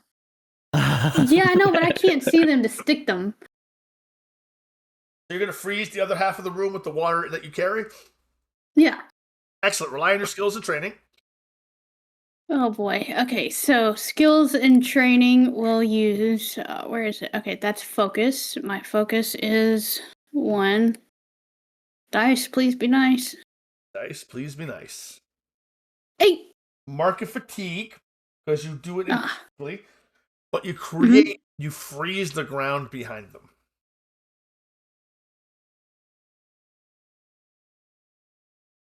So they can't run. That was the goal. They can't run that way or they'll slip and fall. So they have to come towards us. Sorry, guys. I tried to stop them from running over there, but I can't manipulate the smoke. I do steam. Am I able to manipulate smoke? No, right? Nope, that you need air bending to manipulate smoke. I've just taken my whip and I've snapped it across the doorway at about neck level. So that way if they are running through the smoke and they try to exit through the door, they get, clotheslined real well. because they can't see it. So I've snapped it across the doorway because I still haven't like fully entered. I just peeked in and looked. From the smoke, you hear whip, whip, whip, whip. And when the smoke clears, you see the last of them being pulled up into the rafters by grappling hooks. Can I change the water into like a geyser to push us up? Oh, well, actually, kind of like Katara did in book 2 at the very end, where she like uses water to wrap around them and pull them up. Rely on your skills and training. Okay, let's see. That was I already forgot. It's focus. Focus is 1, so 5. Didn't work. Didn't work. So you bring the water up, and they are just too quick. They are too quick to do what you wish to do, and they are on the rafters. They haven't escaped, but they're up in the rafters now, up in the top of the building, and they are moving in a direction toward the rear of the warehouse. So 2 questions. First one, how high up are they? Are they like really high up? 15 feet to 10, 20 feet up. Okay, so for the next question, can I like send up a small fireball to like break the rafter that they're on so that they can't go further? They have to like stop. You can rely on your skill and training. All right, so that's focus, and my focus is +1. Nope. Oh, You miss, and you hit the ceiling, creating a big hole in the ceiling, which they use to their advantage. And Wonderful. leap through onto the roof. Does anybody want to assess the situation? I'm still outside. Mm-hmm. I want to shoot them with soda. I'm willing to assess the situation here. Still outside. I'm gonna go ahead and roll to assess, because I'm assuming I can see them on the roof at this you point. can see them on the roof. Yep. Hey, an 8. An 8. What question do you want to ask? So let me pull here. Is what's my I want to do the what's my best way up to pursue them is what I would like to ask, I think. There's a ladder that you can climb on the side of the building. That's probably Cool. your fastest, or maybe using your weapon as a connect, throwing it up and then climbing it might be a little bit. Yeah, that was kind of along the lines of like what I'm thinking. So is there like a light pole nearby that I can just like wrap this onto and kind of swing from? Absolutely. So what I do is I release the whip from the hook on the door that I had originally attached it to try to stop them from escaping easily. Release the whip. I turn and look at the light pole. Indiana Jones wrap the chain around it and make that as it makes connection. Take off on a run, and with just like my sheer like speed and propulsion, like I begin a swing around the pole, swinging wide and at a diagonal up onto the building. Can I land in front of them to kind of cut their position off? Would that be out of the way on the way that I went? This is a risky situation. Okay. Let's push your luck. Okay. Roll with passion. Here we go. Come on. That's a hit. What was your passion? Okay. Yeah. My passion is a 0. It's a 0. On a hit, you do it, but it costs you to scrape by. So you land and you skin. You manage to land. However, you almost fall when you get up there, but you do make it. My foot is on the edge of the building, and I'm kind of like doing the whole, video game characters too close to the edge of the platform, arms flailing kind of thing. And then I right my balance, and then brace myself with my whip directly in front of them, just kind of like holding it up like this. All right. Kashi?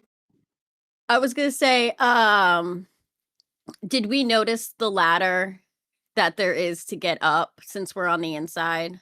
Well, Or do we have to? the ladder's on the outside. You'd have to step out to go out. There's a ladder on the inside you could probably take to get up into the rafters. Then I would like to take the ladder up and get behind them so that they can't turn around and run the other way. When you climb up, you notice they're running toward a skylight. They have distance on you. One of them throws a heavy metal ball at the skylight, shattering it. And they all leap through it. For those of you on the inside, see the glass falling from the sky. Soon followed by people in approximations of a daily outfit. And they all land, one by one, into a tunnel. Giving Lei Wen an opportunity, because you're an earthbender, to stop them. So you can rely on your skill and training. How would you like to stop them from escaping?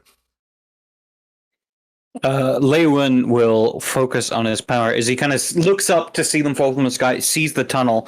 He's going to quickly slam his foot down using a classic earthbending stance, causing the earth to rupture and ripple across where the hole is, and causing the hole to cover over by a large block of earth. All right. Rely on your skill. No, actually, this is going to be pushing your luck because they're coming down pretty quickly. So roll with passion.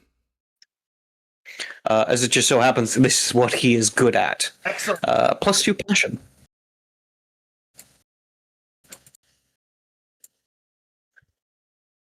Okay. This is what he would be good at.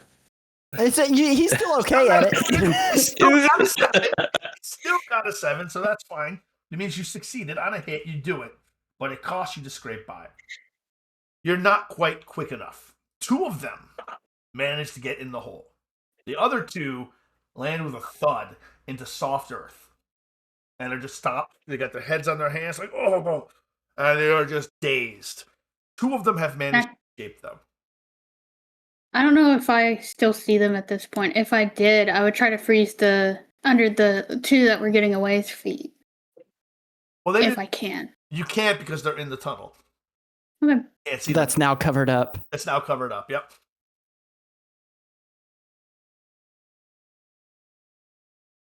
But they are not, they are dazed. They are completely dazed. So then do we all just meet up by those 2 guys? Yeah, I'm already kind of climbing down. I've attached my whip, and I'm kind of climbing down. And, I land on the floor right below that, and then, shake it off and do the same thing to get the rest of the way down a little more safely. Yeah, and Kashi takes the ladder back down. I collect the frozen water from the ground back into my pouch. Lei Wen would get 2 fists and punch into the earth, pulling up to regain his earth gloves. Love it. How do you approach the man and woman in daily outfits who are just sitting stunned on the ground? I think Lei Wen's going to do what he normally does, which is fire 1 earth glove at each of them to attempt to bind their hands together.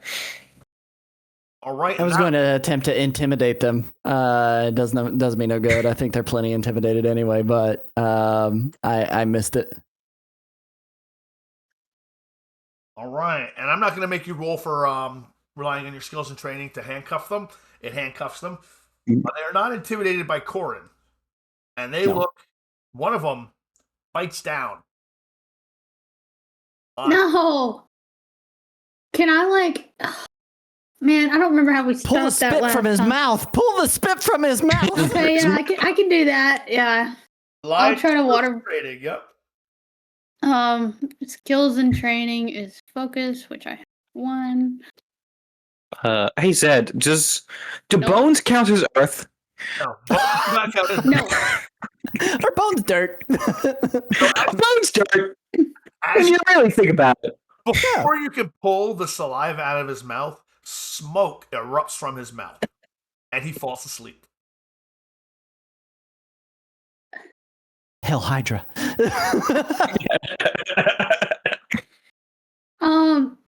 Actually, I think I remember what we did last time, and I look over to I'm sorry, Lee Win. And I say, okay, last time this happened, I think we just filled their mouth full of dirt. Can you do that to someone that's still awake? He just looks at the one that's still awake and go, "You have two choices. Speak now, or have a mouth full of dirt." And I say, yeah, dinner of dirt, dirtbag. Give me an intimidate an NPC check. Roll with passion. All right. That's my Could this be jam. Intimidating than I was. Could this be considered me helping? Yes, this can be considered a roll. So Roll plus one. with, no, just mark it. Hey!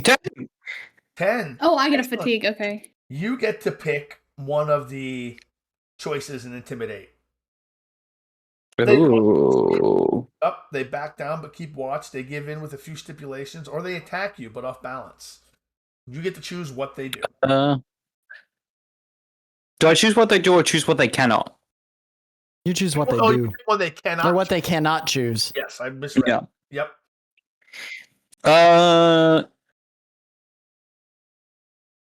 They cannot escape. They cannot escape. They do not attack because they are outnumbered. They will give in with a few stipulations. What are you asking them? He does not bite down. He spits out a capsule. For what reason have you and your group decided to impersonate the Dai Li, and why have you stolen the Badger Mole? Looks up. The Dai Li are an antiquated institute that subjugates and oppresses the people of Ba Sing Se. And that Badger Mole is just a symbol of a earthbending oppression.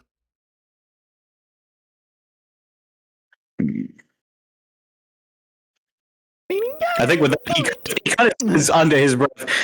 Equalists. I kind of feel a little worse for trying to trap him. Okay, but they still stole a creature.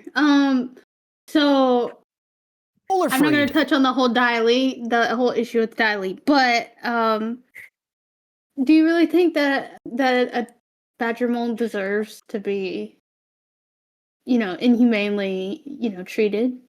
Why do you think it's being inhumanely treated? Because you kidnapped it and you broke her glasses. We didn't break her glasses. See? The glasses broke in the struggle. She's fine. Wait till you. In the struggle because of you.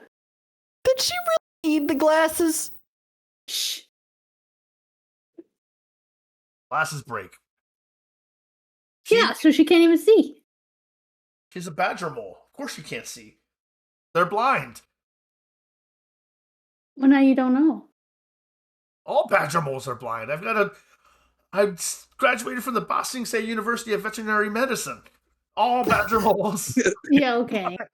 We went kind of There's something I can do to make sure that that's true.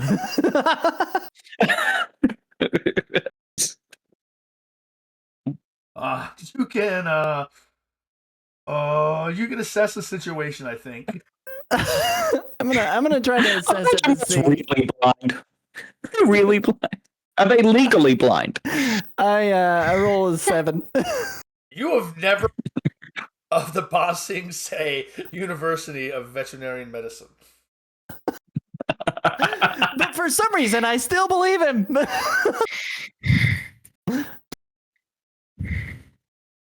Well, you can agree on the whole Dai Li problem, but there's still the whole princess problem here. That Princess Mudpaws is teaching an entire next generation of oppressors the best tactics to oppress us through earthbending. Oh, sorry, you just against all benders? Against all benders? No.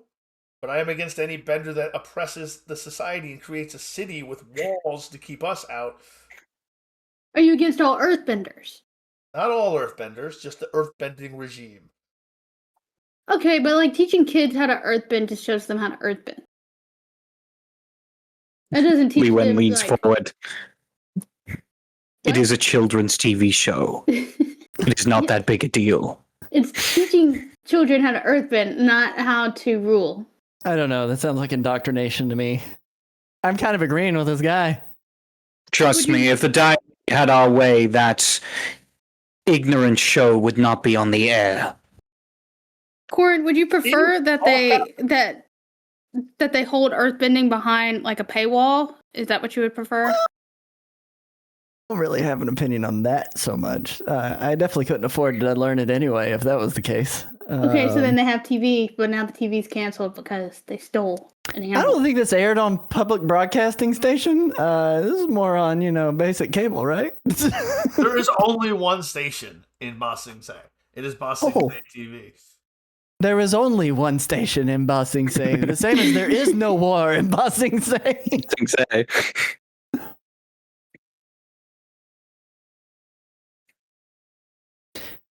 Where'd you put the badger mole, dude? Where'd you put the badger mole? He goes, it's underground. Oh, So it then why is? can't it get Why itself don't you tell out? me we're underground? Throw a timber tantrum, why don't you? It's underground. It's in that tunnel that my friends escaped to. Hope you Okay, but then why couldn't it get out if it's an earthbender and it's an earth? Why don't you ask Princess Fair Mudpaws, question. why don't you open the tunnel and go find out for yourself? I'm considering just giving this person their capsule back. We're not killers. other Corin one- says It's not that, killing, yeah. it just makes them go to sleep. This is Avatar. Oh yeah, that's my bad. We're not sleepers, Ayabi. I drown him. Just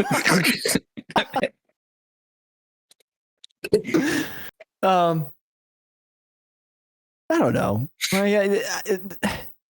How far do the tunnels go? He looks to you. Tunnel's not far. It's just under the soda. It's just under the soda factory.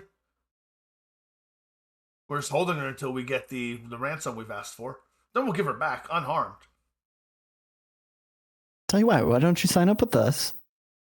We're going to try to get the reward money. You can just assist us. The Come ransom is with. worth more than the award money, or we'd turn her in for the reward. Why don't you join us? everyone leans forward. The Earth Kingdom does not negotiate with terrorists. Okay, so if you're trying to make a stance about the TV show, but you want a ransom and then you'll give it back. So then that doesn't really make a stance about the TV show. You just want money. We're gonna use that I think money. you just got bad motives. We're gonna use that money to progress our stand, progress our movement. That money is I'll be honest. If I knew that a movement like stole a poor innocent creature, I wouldn't listen to them. So good luck with that. You Stole or freed? I'm just over here You- playing If she was- devil's advocate the If she entire was time. freed, she'd be able to go where she wants. Maybe she is. We don't know. Well, then maybe We we all should know. check it out. Yeah. You wish to fund your terrorist organization. We will not see it happen.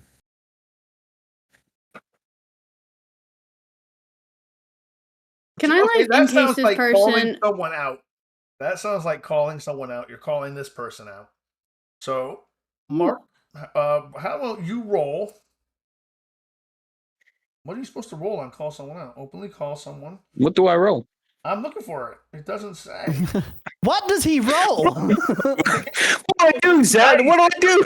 We're gonna go passion. We're gonna go with passion. It doesn't say, but we're gonna go with passion. Shift your balance alright, away from the should work. center. You roll with the principal, so you would Oh, roll. roll with your principal. Thank I you. roll bro. with my passion. Roll, yeah, roll with your principal. Your principal on your character sheet. So it would probably be 0 because we haven't been Zero. shifted. Yep, we have It's 0, but I do I shift it by 1 and then roll? shift it by 1, then roll. Yes, Okay, so All then right, roll with I will one. shift it towards justice, and I'll roll with a +1. got it.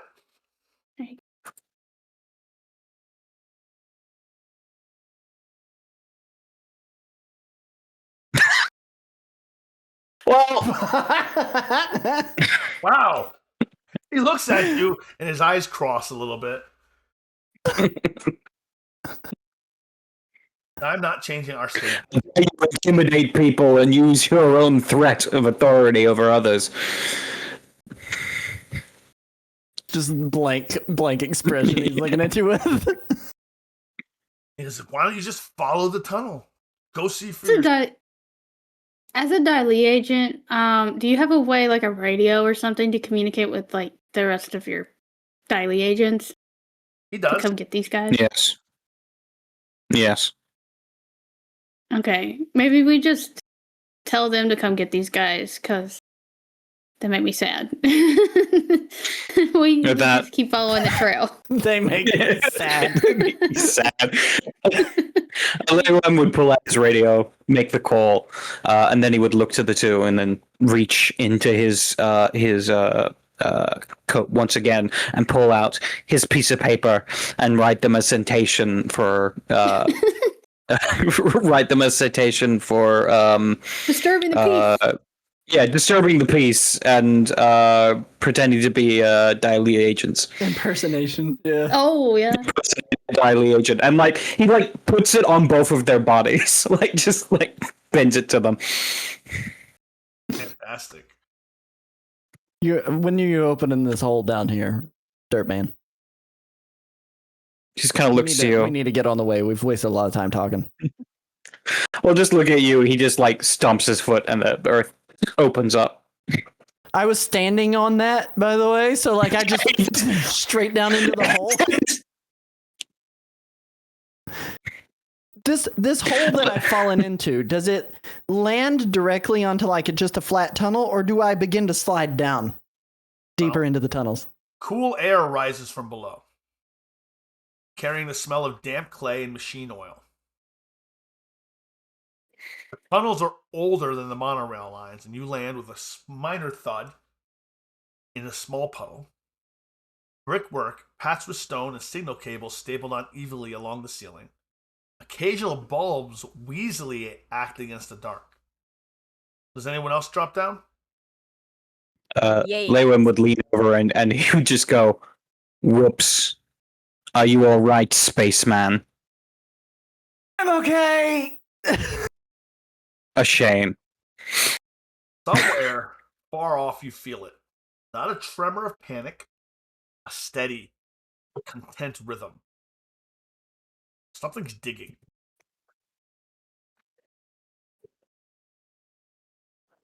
Yeah, let's follow. I was saying, I'm going to follow that. No. Tracking this rhythm through bending, instinct, or careful observations, I'm going to have you make a rely on your skills and training check. Who wants to do that? We'll have one of you do rely on skills and training. I assume it's going to be the Earthbender. Yeah, I can have a go.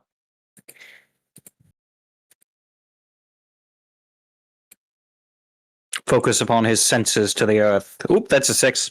That is Can we help? Can we help with Yep, focus? you can help with focus. Yep. If you take a fatigue, you can throw 1 on there and it makes it a 7. Excellent. You're able to follow the tracking the I'm rhythm. at 5. Huh? I'm You at gotta- 5. You need to roll. You don't need to roll that. Cool. You just mark a fatigue and give them. No, she's at 5. I can take the fatigue Oh, instead. you're half, but yeah, let That put me at 5, so I'm okay. But like the next one, the next one's bad. so All right. So unless Yeah, Ellie I can wants the take fatigue. it. I'll take it instead of you, Ayami. Okay, I'm at 4. Thank you. you follow the residence leads to a widened junction chamber where lantern light flickers ahead. Voices echo faintly through the tunnel. Earnest, passionate, slightly too loud for secrecy. And you hear performance is extraction of cultural identity. She's an ancestral being, not a mascot. The broadcast bureau commodifies sacred earth. You hear papers rustling, boots scrape, and the chamber opens into a circular brick space once used for rail storage, now repurposed. Hand-painted banners hang across the old beams. Lanterns cast warm amber light over stacks of pamphlets and thermoses of tea. At the center of the chamber, fresh soil has been turned into a generous mound. The digging sounds are closer now. You've wandered in to a meeting of the Earth Heritage Preservation Circle. No one is wearing a mask. No one is armed.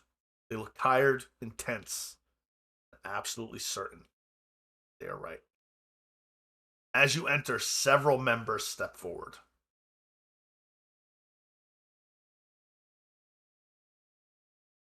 Are the two that got away present within this group, or did they maybe go a different direction?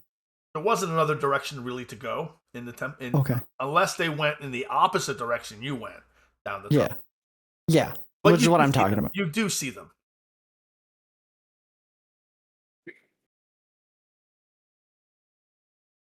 I'm gonna say I limped along behind after the little bit of a fall that I took going down into the tunnels, and saying I'm okay. And I'm gonna let the other three kind of take the lead on this. I'll be there. They spot the Daily agent, and there's a hush that comes to them. And they look. She's not stolen. She's only reclaimed, Daily agent. She is not stolen.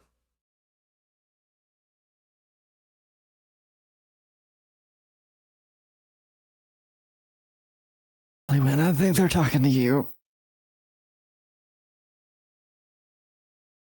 Reclaimed. Okay, so then if she's not stolen, she can go where she wants. Yeah. She chooses to stay here. Check for yourself.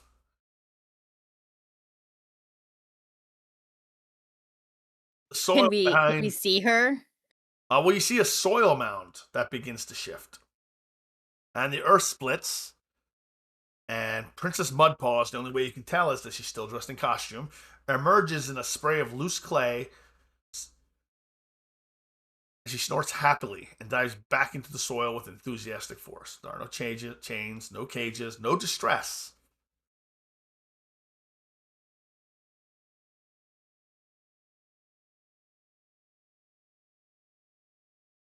Before negotiations can settle, a distant metallic groan echoes through the tunnel. Old rail supports shift. The monorail above rattles. Dust sifts from the ceiling and a lantern swings wildly. And the soil mound collapses outward.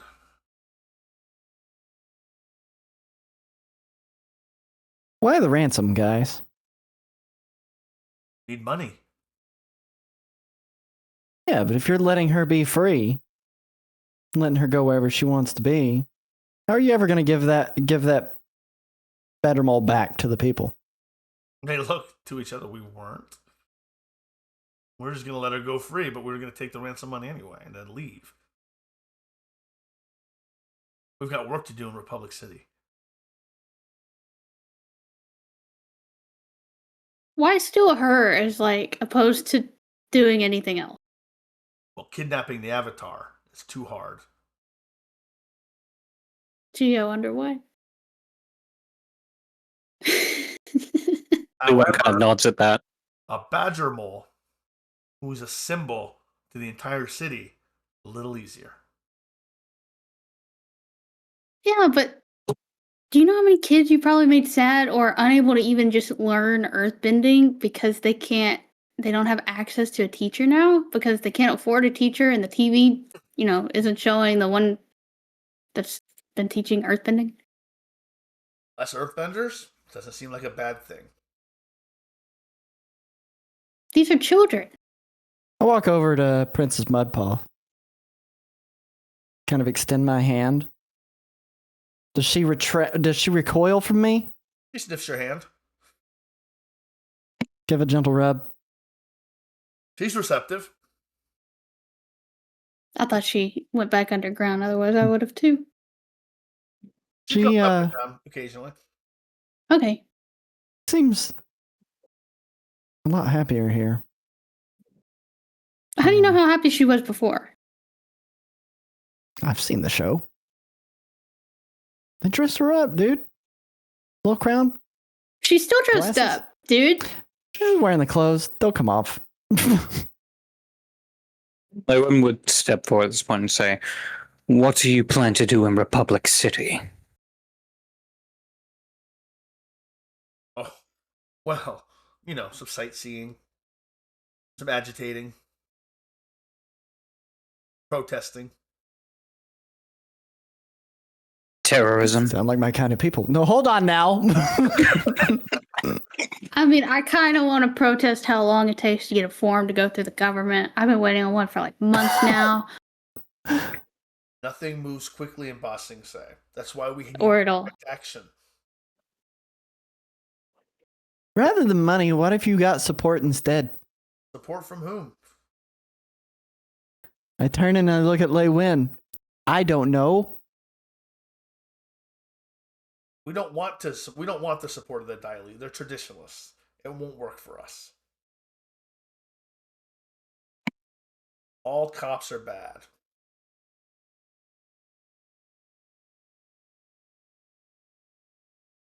It is true that the disagree. DA has had its problems in the past.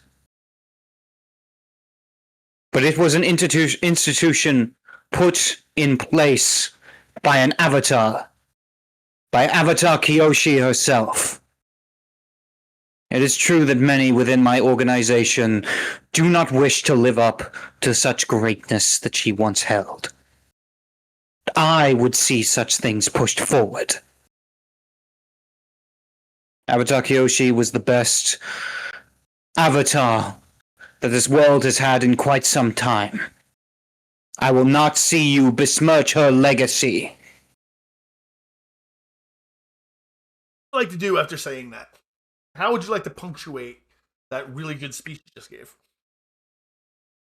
I think interestingly enough, by doing nothing, by focusing upon his neutral Jing, and simply the act of his words, perpetrated by him standing so still, like a statue, in the hopes that it might intimidate them, or maybe not necessarily intimidate them, but actually get them to, like, to back off a little. It's your passion. So yeah, maybe intimidation. Yeah, roll with your passion. All right. Intimidate. All right, passion.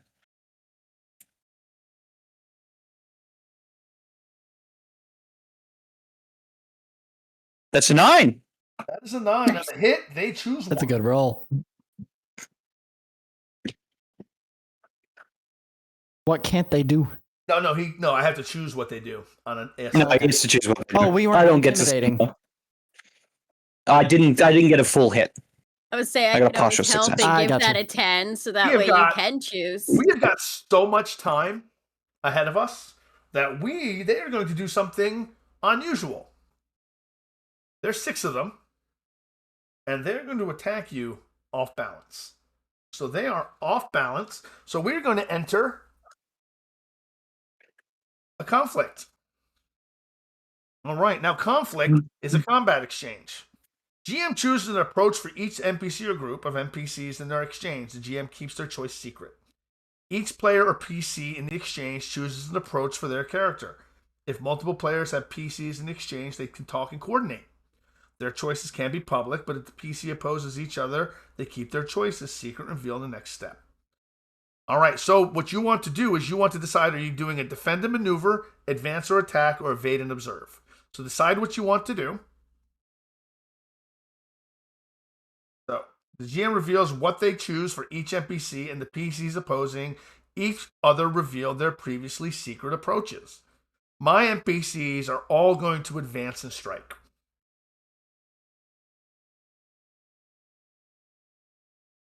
What would you like to do, nerd?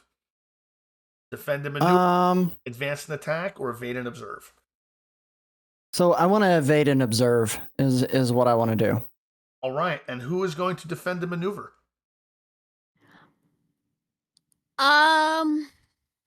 Yeah, I would like to defend and maneuver. Okay, Brooke, what would you like to do? Yeah, I'm gonna defend and maneuver.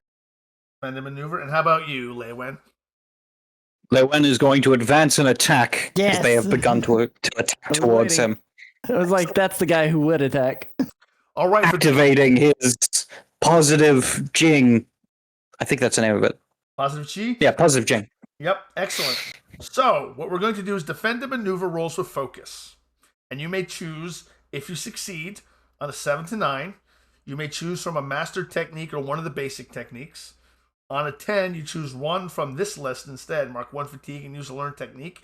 Use 1 practice technique, or use 2 different basic or master techniques. So, Ellie, you roll first. All right. So you said that was with focus, correct? With focus. For defend and maneuver. Defend and maneuver, yep. I got a 7. You have a 7. You may choose to use 1 basic or mastered technique. I would like to use my Fire Whip, which is lash out from a distance. Mark 1 fatigue to inflict 2 fatigue or a condition, and enemies must mark or 1 fatigue to get close enough to attack you this exchange. All right. I would like to do that to go against one person. Look at your techniques real quick. Is it an advance and attack technique, or is it a defend and maneuver technique? It says it's defend and maneuver. Perfect. All right. So what does it do again? -2 gives them fatigue. Yep, it's lash out from a distance, mark 1 fatigue to inflict 2 fatigue or a condition. So mark a fatigue, and which condition would you like to do? A condition or 2 fatigue on your enemy? I would like to do 2 fatigue. The first Dai imposter runs towards you with a sword in his hand, and suddenly you maneuver with your kata, and a fire whip lashes around his ankle, and he screams out in pain as he falls to the ground as you yank it back, giving him 2 fatigue, and he lands on his back. Brooke, your turn. Roll your with focus. With focus, which is 1. Let's see. Goodness gracious. I did not succeed. You did not succeed, but you do not gain any fatigue. You just don't seem to do anything. The advanced attack. As the 5 of them run up towards you, they are going to use pressure.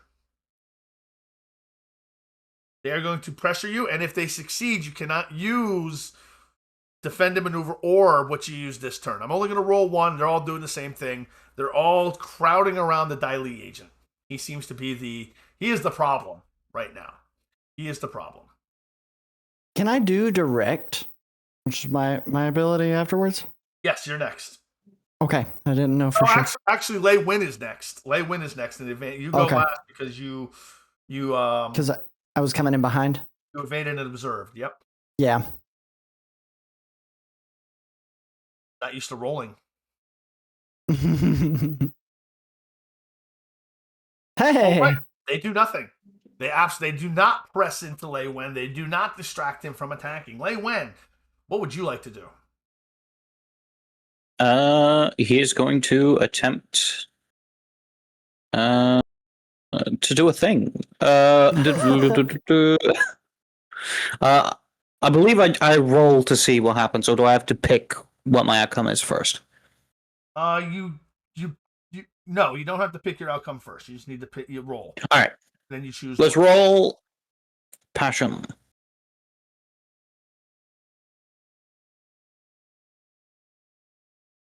That's a 5. You stumble, but you may mark 1 fatigue. You may make 1 fatigue and make a basic roll. You can use a basic. I'm going to mark a fatigue.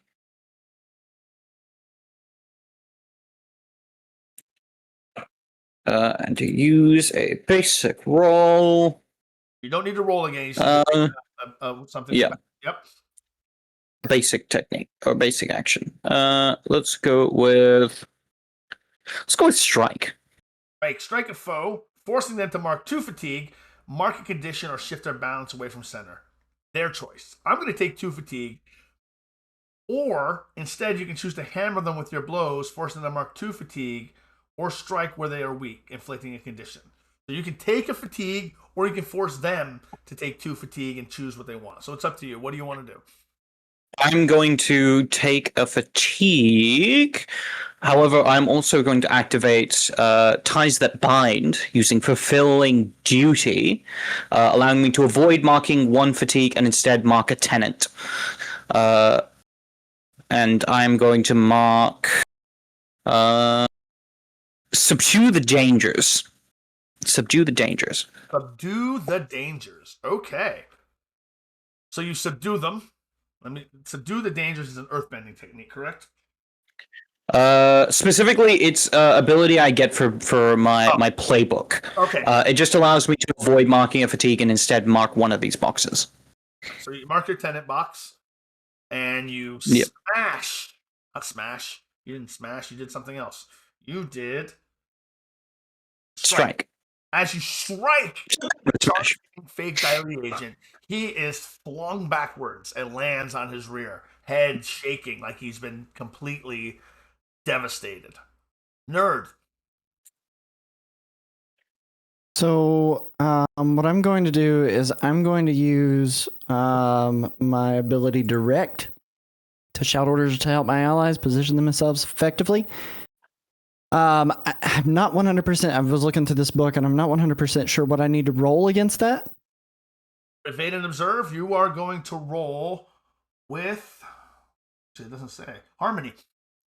Okay, roll with harmony. Good. I get +1 to that. Nope. I got a 5. That's okay. You miss, you stumble, but you can shift your balance away from center and use one of the basic moves in the evade and observe. Okay. Let me pull that up real quick. You can test balance, bolster or hinder, or commit. Can I bolster or hinder? You can bolster. I'd like to bolster. Who would you like to bolster? I would like to bolster Kashi. Kashi. Excellent. All right. So 2 of the 6 have been taken out. The other 4 are crowded around Lei Wen. At this time, the Badger Mole has popped her head out, and she looks frightened. And she ducks back down. Exchange, part 2. Decide what you want to do. Defend and maneuver, advance and attack, evade and observe. I've chosen for my NPCs. Each player of a PC in the exchange chooses the approach. I reveal what each NPC is doing, but you need to reveal first what you are doing. So, Ellie. So I have something on my sheet that says it doesn't belong to you. It's when you secretly pocket something owned by someone undeserving. I roll with harmony. Would that count during this? Could I steal the Badger Mole back from them? Absolutely. You can try. I would like to do that. All right. What do you roll for that? I roll harmony for that. All right. Roll your harmony. And do I get for bolster, do I get anything for that? He aided you, so you get a +1.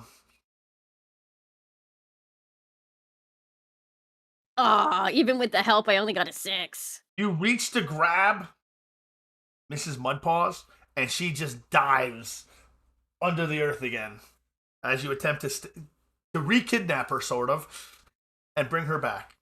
All right. Ayami, what did you choose? I was trying to see because I have a move that my character was learning. Okay. And I was trying to figure out how to then learn it, and you have to be successful in combat with it once for it to be practiced. Yep. And I need to get a 10+ on the stance move, so then I was looking at what a stance move is, and I think it's just me rolling with focus and defend and maneuver. That is correct. Okay. So focus, I have 1. So do I do defend and maneuver now, or you or Do it now, yep. Yeah, go ahead. Okay. Roll. That is not a 10+. That is a 5. So I'm still not moving. I'm just watching everybody. So since you failed, you may make a basic maneuver. I may make a. Yep. Okay. So then.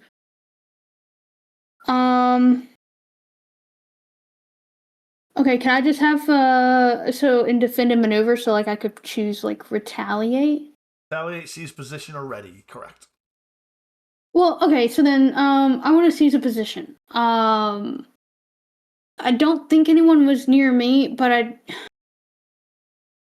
Yeah, they're all around Cat's Meow. But anyone who tries to get to you will be at a -1 fatigue. Oh.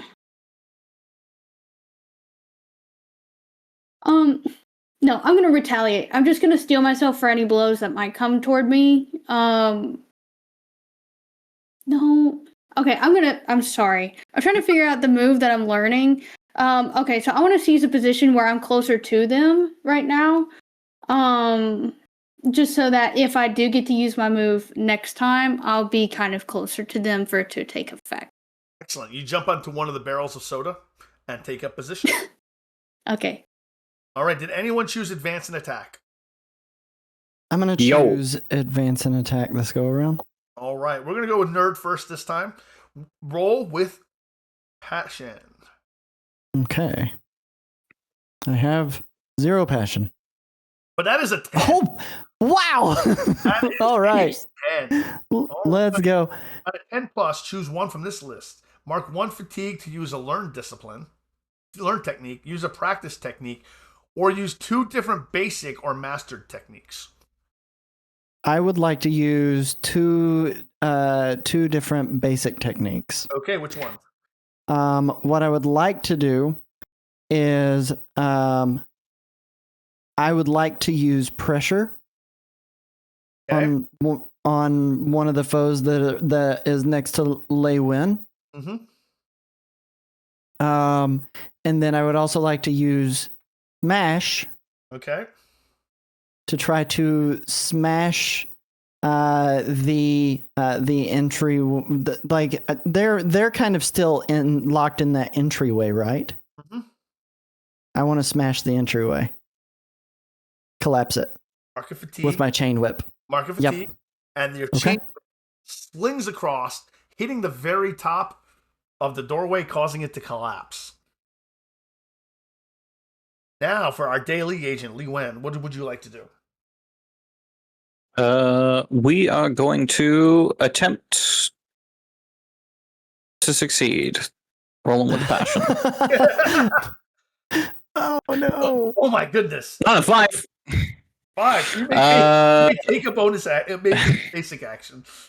I'll take a fatigue to use a regular action.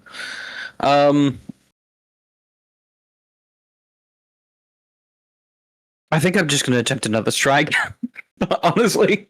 All right. So you strike them again, and you knock another one down with a blow to the solar plexus, and another one falls. One falls, and another one make their advance in attack, and they're making their advance in attack against Nerd.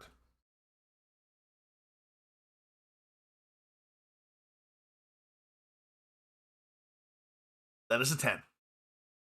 They rolled a 10, so they will be using Smash. They mark a fatigue, and one of them reaches over and smashes a barrel of soda. And it floods, knocking Corin down as a flood of soda, sticky soda, just washes over you and knocks you off your feet.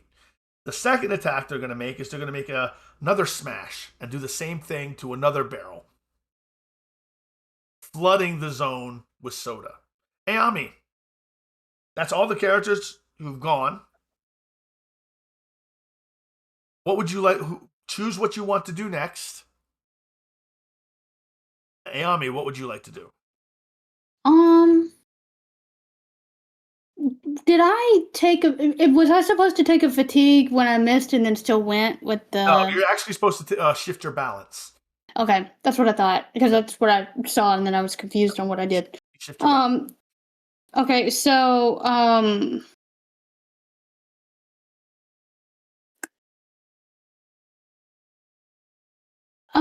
I want to advance an attack. Advance an attack. How would you like to advance? Okay, so roll your passion. Actually, you don't go yet. So you're doing an advance and attack. Ellie, what are you doing? Oh, I'm doing advance and attack too. Advance and attack. Nerd? I am likely going to try to back up and evade and observe approach again. Okay, and Lei Wen. Advance and attack. All right, there are only 2 left standing. So those of you who are defending and maneuver, roll with focus. I believe it is, yes, roll with focus. Is anyone defending and maneuvering? I can't remember for a second. Okay, those who are advancing an attack, roll with passion. Ooh. Got 3. You want to I'm just standing on this barrel. Wow. There we go. We got a 10. Ellie. 12, technically. All right, Ellie. On a 10, choose one from this list. Mark 1 fatigue to use a learned technique. Use 1 practice technique, or use 2 different basic or mastered techniques. I'm going to take a fatigue, and I'm going to use my learned technique, which is Breath of Fire. And I breathe fire in a massive gout. Mark 1 fatigue to set alight as much or as little of your surroundings as you choose, and try to set aflame any foes within reach. Those foes must either retreat and disengage, become impaired, or suffer a 2 fatigue and become doomed as they catch fire. Okay. And you do it. It happens, and they run. They take off. They don't Kashi's terrifying. She is. And you notice as they're running, they grab other people and take off with them. Did they take Can I- us with them? Can I make them slip and fall? You can if you want. I've smashed the room entry that they were in. There's multiple Like- ways in. Okay. There's multiple ways Okay, in. But you're going to make so them... I rely on skills and training. I have too many tabs open. Okay. Focus, which is 1. Nope. Base? Same roll I've been getting. All right. So, Can I do the same but try to grab one of them's legs with my chain whip you may attempt... well, we're in combat. as they're running? We're still in combat. Okay, never mind. Yeah, no. Oh, I didn't evaded know and that. observed. I apologize. I thought they disengaged from combat with that. Engaged, but we're still in... Okay. So they're running. Okay, then what I did doesn't count either. I didn't understand. My bad. You're fine. So they're disengaging. What are you doing, nerd? You said you were advancing and attacking. Are you going to attack the other? Well, originally I said I was going to evade and observe. But yeah, I'm going to go ahead and advance and attack. Okay. And then let me go ahead and do this. I have 0 passion, so see what happens. Hey! You may choose 2. Basically, I am going to do that again. So what I'm going to do is I am going to strike. Can I strike twice? Yeah, you can strike twice. One individual each. Yep. That's what I'd like to do. The ones who have grabbed people and are trying to escape, I'm going to strike them. With 2 blows of your weapon, they fall to the ground. Hand on heads. They are all incapacitated at this point. All of them? All of them, yes, all 6. Nice.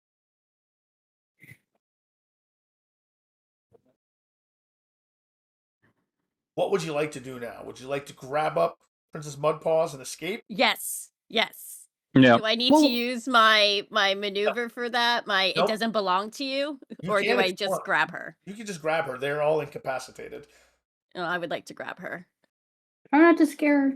She seems scared. I will bundle her up all nice and safe in my my like the shirt that I have. It's a little like loose, so I'm gonna like kind of like wrap her up and be like, These badger "Aw." moles have gotten a lot smaller over the years. Yeah, how big is this badger mole? Because I was picturing the one The from giant ones that tunnel. But that would have been season Giant 2. badger mole, yes.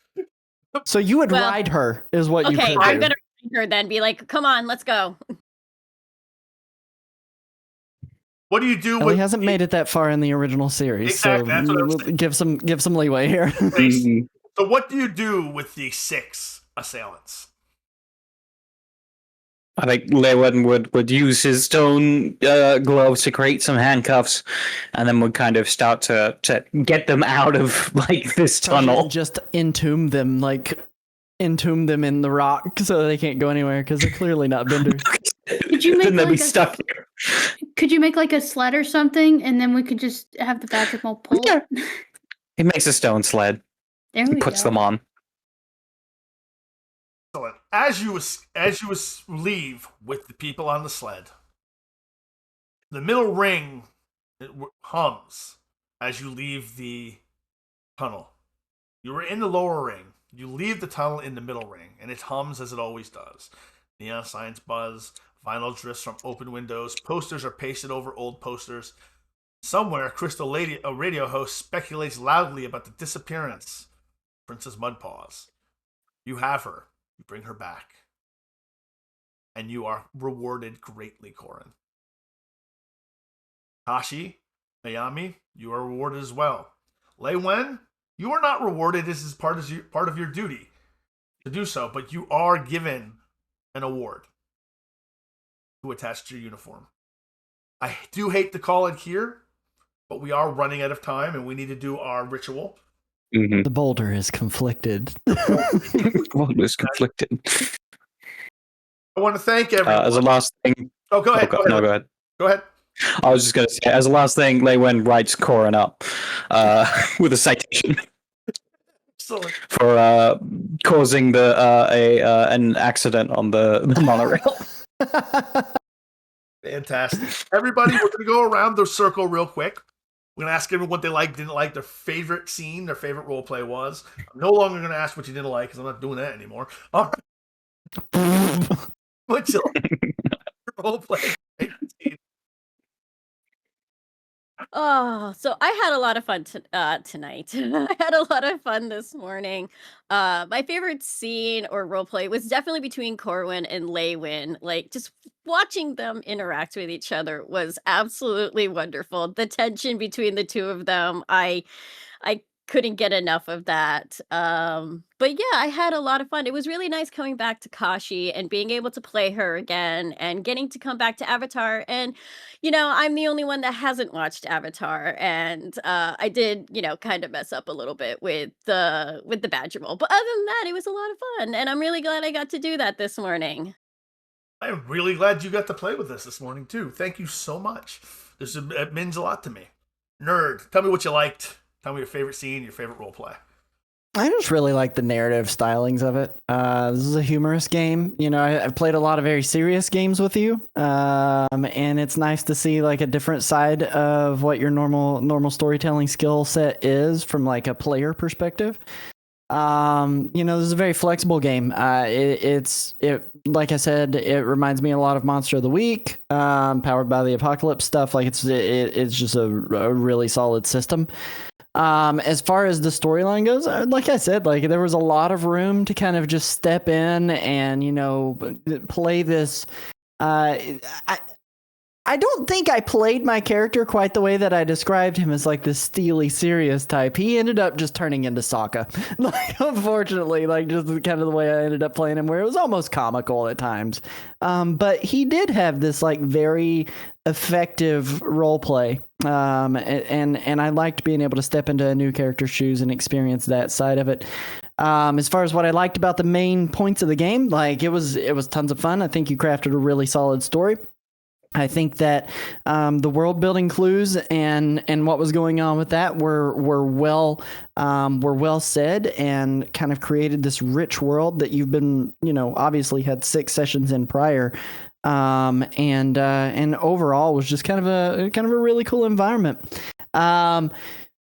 Favorite role play tonight? Honestly, I do have to give it to the Cat's Meow just in general. Like, you took your role very seriously. The thin slit, suspicious eyes that were going on there, and just like the way that you delivered your lines as Lei Win was really, really solid. I loved that. I loved getting to see the firebug that is Kashi too. I was like, holy crap! Like, what is it? And she is dangerous. Like she's wants to just set things on fire. And then Ayami was kind of like, out of all of us, the level-headed one that I think, kind of brought some levity to the situation. Wasn't overly serious, wasn't overly goofy. Gave us like a nice even kill person to kind of rely on to make better decisions, because the rest of us are very emotionally charged by our own principles. So like, it was a really good game with a really good group of people. Really good game, really good group of people, and thank you for taking up as much time as you did, because we got a lot of time to cover. All right. Yep, that's why I did that. I was going to keep talking. Yeah, tell us what you liked, favorite role play, favorite scene, and your thoughts. Just your thoughts on the game and the system. Yeah, I would say I had a fantastic time with this. I love Avatar and the world. I just find it so fascinating. All the little cultural things that they have inside the world.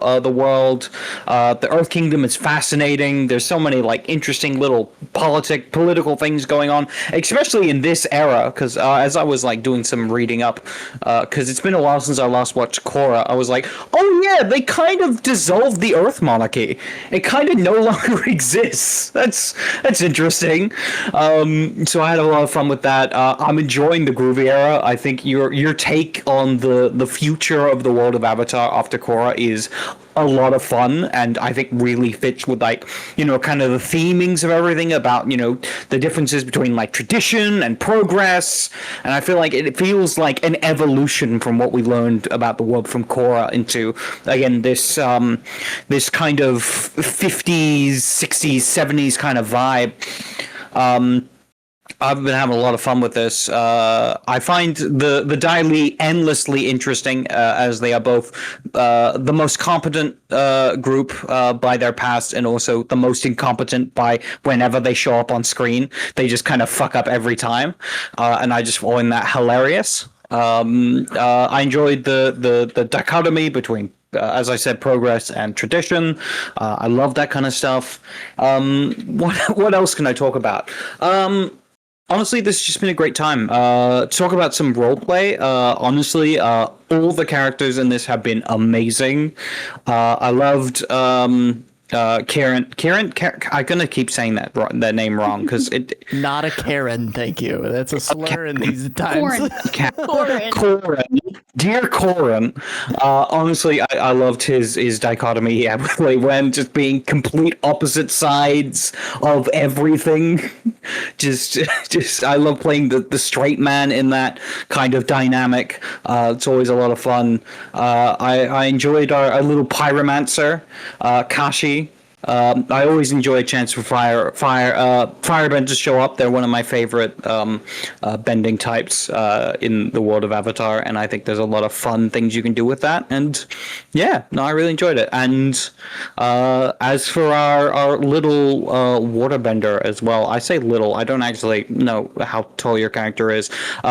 Ayami was pretty badass as well, using the water to turn it into ice, just to kind of cover the ground was so like amazing. That was so much fun. Honestly, what else to say? This was a fantastic game. Thank you so much for having me here, Zed. I've had so much fun. This is probably the most fun you can have at 3 a.m. But no, fantastic time. Thank you very much, Zed. This was honestly amazing. I always love how you tell stories and GM. This was a great time. Thank you, truly. Yeah. What else to say? Have I run out the clock enough, or should I keep going? You've done fine. I'm going to talk to Brooke. Brooke, tell me what you liked.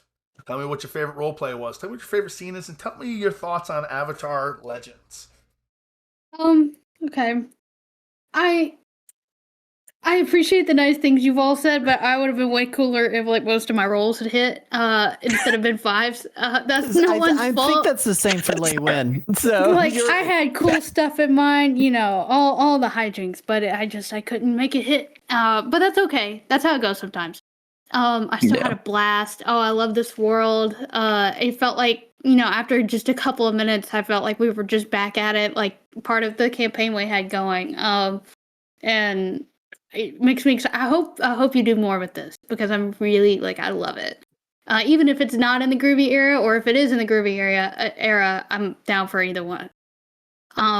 Let's see what I liked. One thing I really liked that you did as a DM that just made me really happy.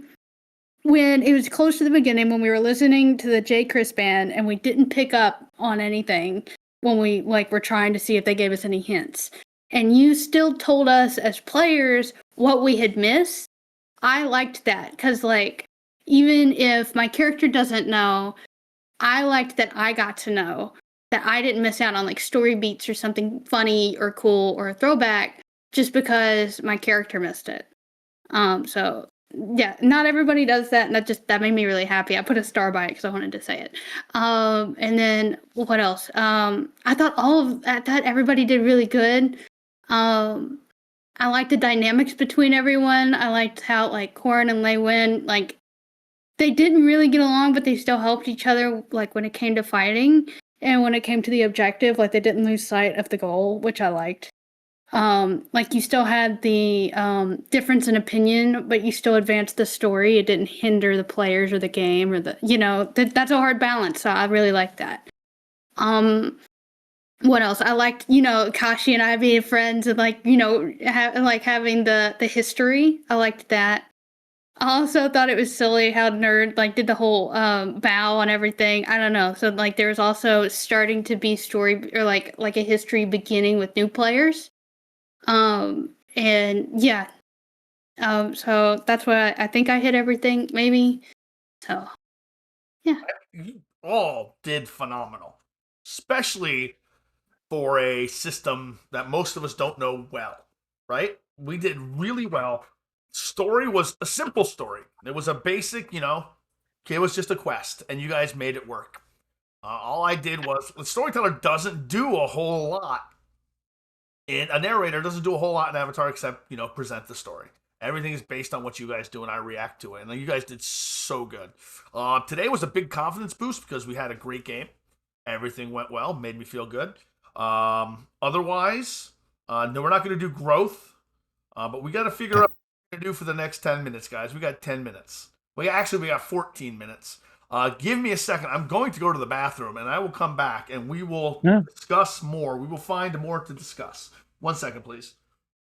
You guys want to play some Gwent? I'm going to step into it just a little bit and just say, I think Corin walks away from getting that reward a little bit conflicted because he's returned this creature that he's like, they kind of had a point. He was sympathizing a little bit with the people who stole Princess Mudpaws, and was like, no, I totally get it. I think he questioned their methods of asking for ransom. That wasn't really like the stuff he jived with, but he was like, they have a point. And so, bringing her back and Corin getting rewarded handsomely for doing that just feels like I sold this creature into imprisonment again. It's like, I want her to be free. And so that's why after he said that, I was like, the boulder is conflicted. What is your balance? What are your principles? That I didn't really dive deeply into. I'm going to be completely honest. My balance was at 0. Yeah, but it's just like, what are they? Like mine are Unity and Heritage. So if you see like your balance tracker, there's like a word on both sides. What are yours? Service and self. There you go. So yeah. So where do you think your balance? Do you think your balance was shifted by the end? I think by going and getting the reward for bringing her back, it shifted to self-interest. Yeah, it absolutely shifted to self-interest. Makes sense. Because I didn't stop it. Like I didn't go, hey, this isn't good for her. Mm-hmm. She should be free. As a player, I agree. It's like, oh, do we have to return her? She seems so happy here. But as a character, it's like, we have to return her. As a character, for me, the way that he was sympathizing with what they said, like I was like, we probably shouldn't return her, but it is what it is. Because I was like sitting there trying to make the argument for not returning. I was like, she looks pretty happy here, and you guys were like, she belongs. I love that you were the one to be like, hey, maybe we should not return her. And I absolutely love that you took that stance. It was great, and it fit so well with your character too. Yep. So then, there are episodes in the future. Maybe we could see how she ends up. See if we want to go about it a better way. Seeing if she's okay. Yeah. Absolutely. Oh. So I've got some wealth. I have some wealth now, though. Got some cash.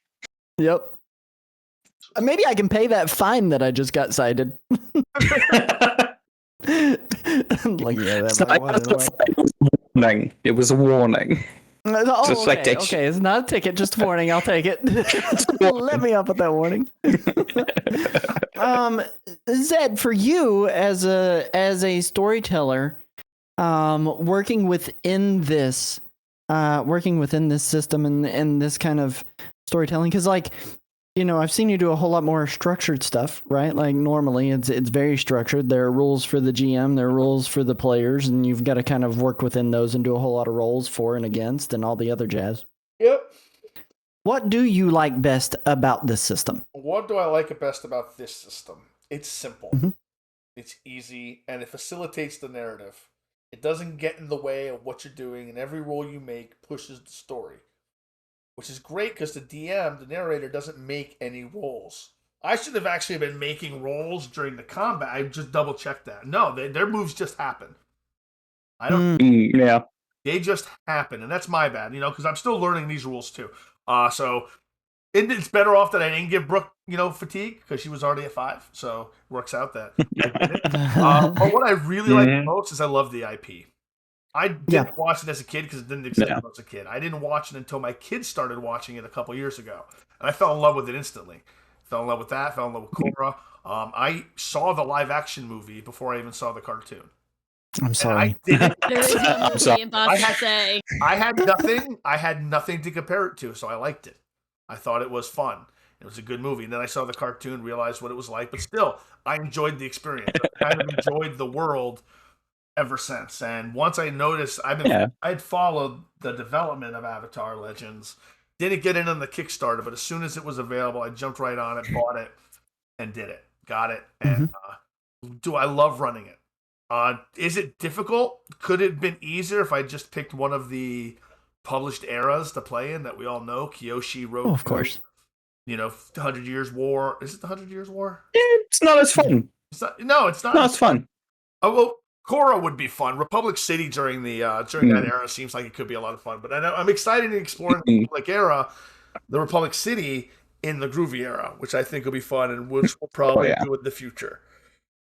All right, going forward tonight, for those of you used to me, I am not streaming tonight. I'm not feeling great.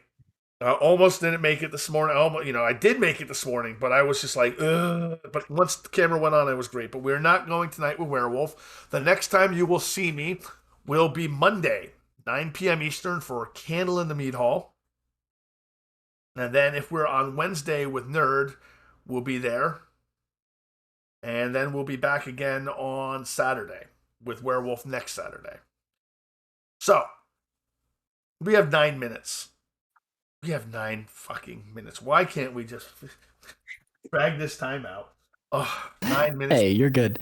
I do have a follow-up question to kind of fill this to kind of fill this time, because I'm with you on. I watched the movie when it came out in theaters, was highly disappointed with it, the live action film. And then a few years later decided to watch it and tried to judge it based on its own merit. And I think the movie has some really stellar visuals. Its story is too truncated. And so that's what I think works against the movie. That was an additional thought. Its story kind of loses itself because it's skipping through so many plot points. It's just like, we gotta go quickly. Also, I can't forgive that they were like, what are we gonna do with all these Earthbender prisoners? I know, let's lock them in a place completely made of dirt. Yeah, dirt men. Put the dirt men in there. No, they're not gonna break out. No, they're not gonna break out. Unless the Avatar shows up or something. Right. My question though that I wanted to kind of follow that up with is, based on all of those eras that you've seen, who is your favorite villain? Because obviously you have Fire Lord Ozai, you have Azula from the original Last Airbender, and then you get into Korra and you've got Amon. Sahir is your favorite? Zahir. I love Zahir. Zahir's a fucking great villain. He's not wrong. Yeah. I liked Amon. I was a big Amon fan, and I was so sad that they until the first book. Yeah. Until the ending of Amon, where they just kind of ruin it, in my opinion. Take away a lot of the nuance of it and the actual interesting part of it to just be like, oh, I guess he's just a standard bad guy. All right. Right. You got rid of the mystery. I feel like that's just because they didn't know they'd get more seasons. Yeah. They didn't, and that was the reason that was written the way that it was. Yeah. Absolutely. I did like his ending though, with him and his brother driving out to sea, and it was very much the what's it called? Is it what's the scene? It's tell me about the rabbits, George. George and Lenny of Mice and Men. Mice and Men, yeah, it's very Mice and Men. American literature classic, my friend. It reminded me of Thelma and Louise when they decided to go over the edge. Yeah. Absolutely. Oh man, it was a good time. I really liked him on, and Ellie, for your case, I know you guys made it through the first book. The worst is behind you, so Everything continue else- watching.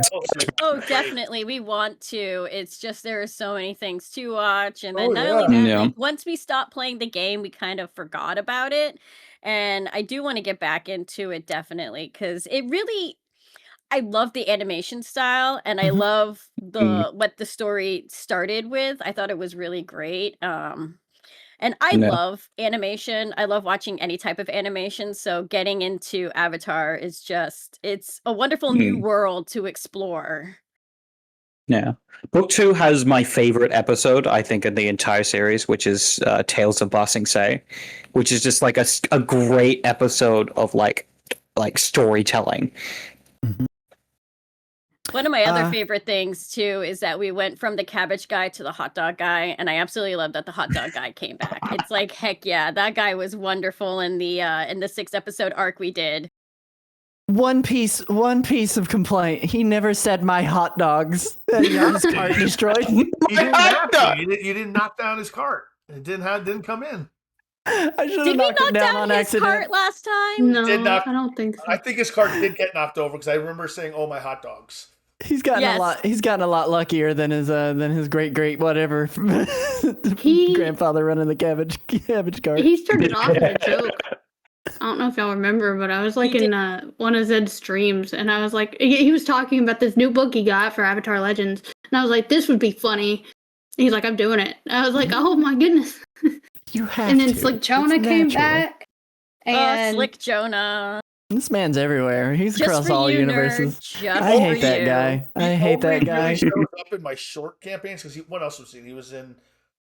No, Is it Wraith? He was in Wraith. He showed up in not Feral, Florida.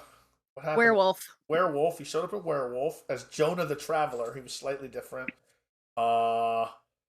Slick Jonah. Was he? He was in. I think he was in Noel the Damned. I have to go back and look as a one-off MP. Just a guy with a word. I can't remember. Mhm. He's been in something else too that got some recognition. I honestly just can't remember what he Mhm. was in. All right, guys, we are getting ready to raid out in 3 minutes. So everybody, let's get our raid message together. I'm putting that out right there.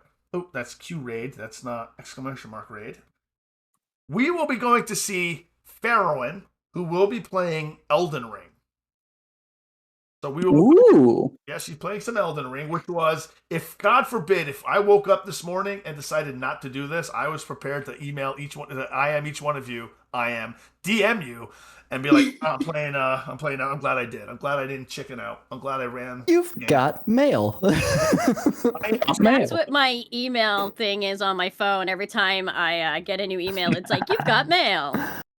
Oh man. That's our raid message. And I'm going to start this raid right about now. How do I spell it? Ooh. Rin. All right, here we go. We're not leaving just yet. We're going to let it go all the way. So everyone join the raid. Let's go. Let's keep this choo-choo train going. Choo-choo. Choo-choo. And we are going to go see Farrowin playing Elden Ring and fellow member of the Astral Covenant. It's a great raid team I've joined. Everyone should be in it. A lot of great VTubers, a lot of great people, a lot of playing lots of variety of games, and they've welcomed me in. I don't know why, but they welcomed me in, and I feel very great being a member. This raid train has been fun. The prep work, everything getting ready to do it has been great. The raid team is amazing. Check us out more often. Check me out more often if you want to see more TTRPGs. And check out all the people here. They're playing TTRPGs with me, or they're running their own.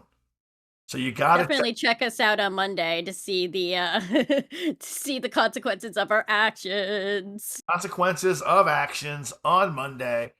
I feel confident that Monday is going to be good. I've put a lot of work in. I got a little bit to finish because I took a couple days off, but it will be great.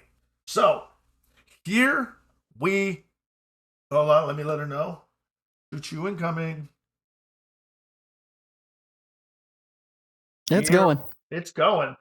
Choo-choo incoming. It's gone. It's gone. We left. That train pulled out the station, I think. Unless you canceled No, it. it's still going.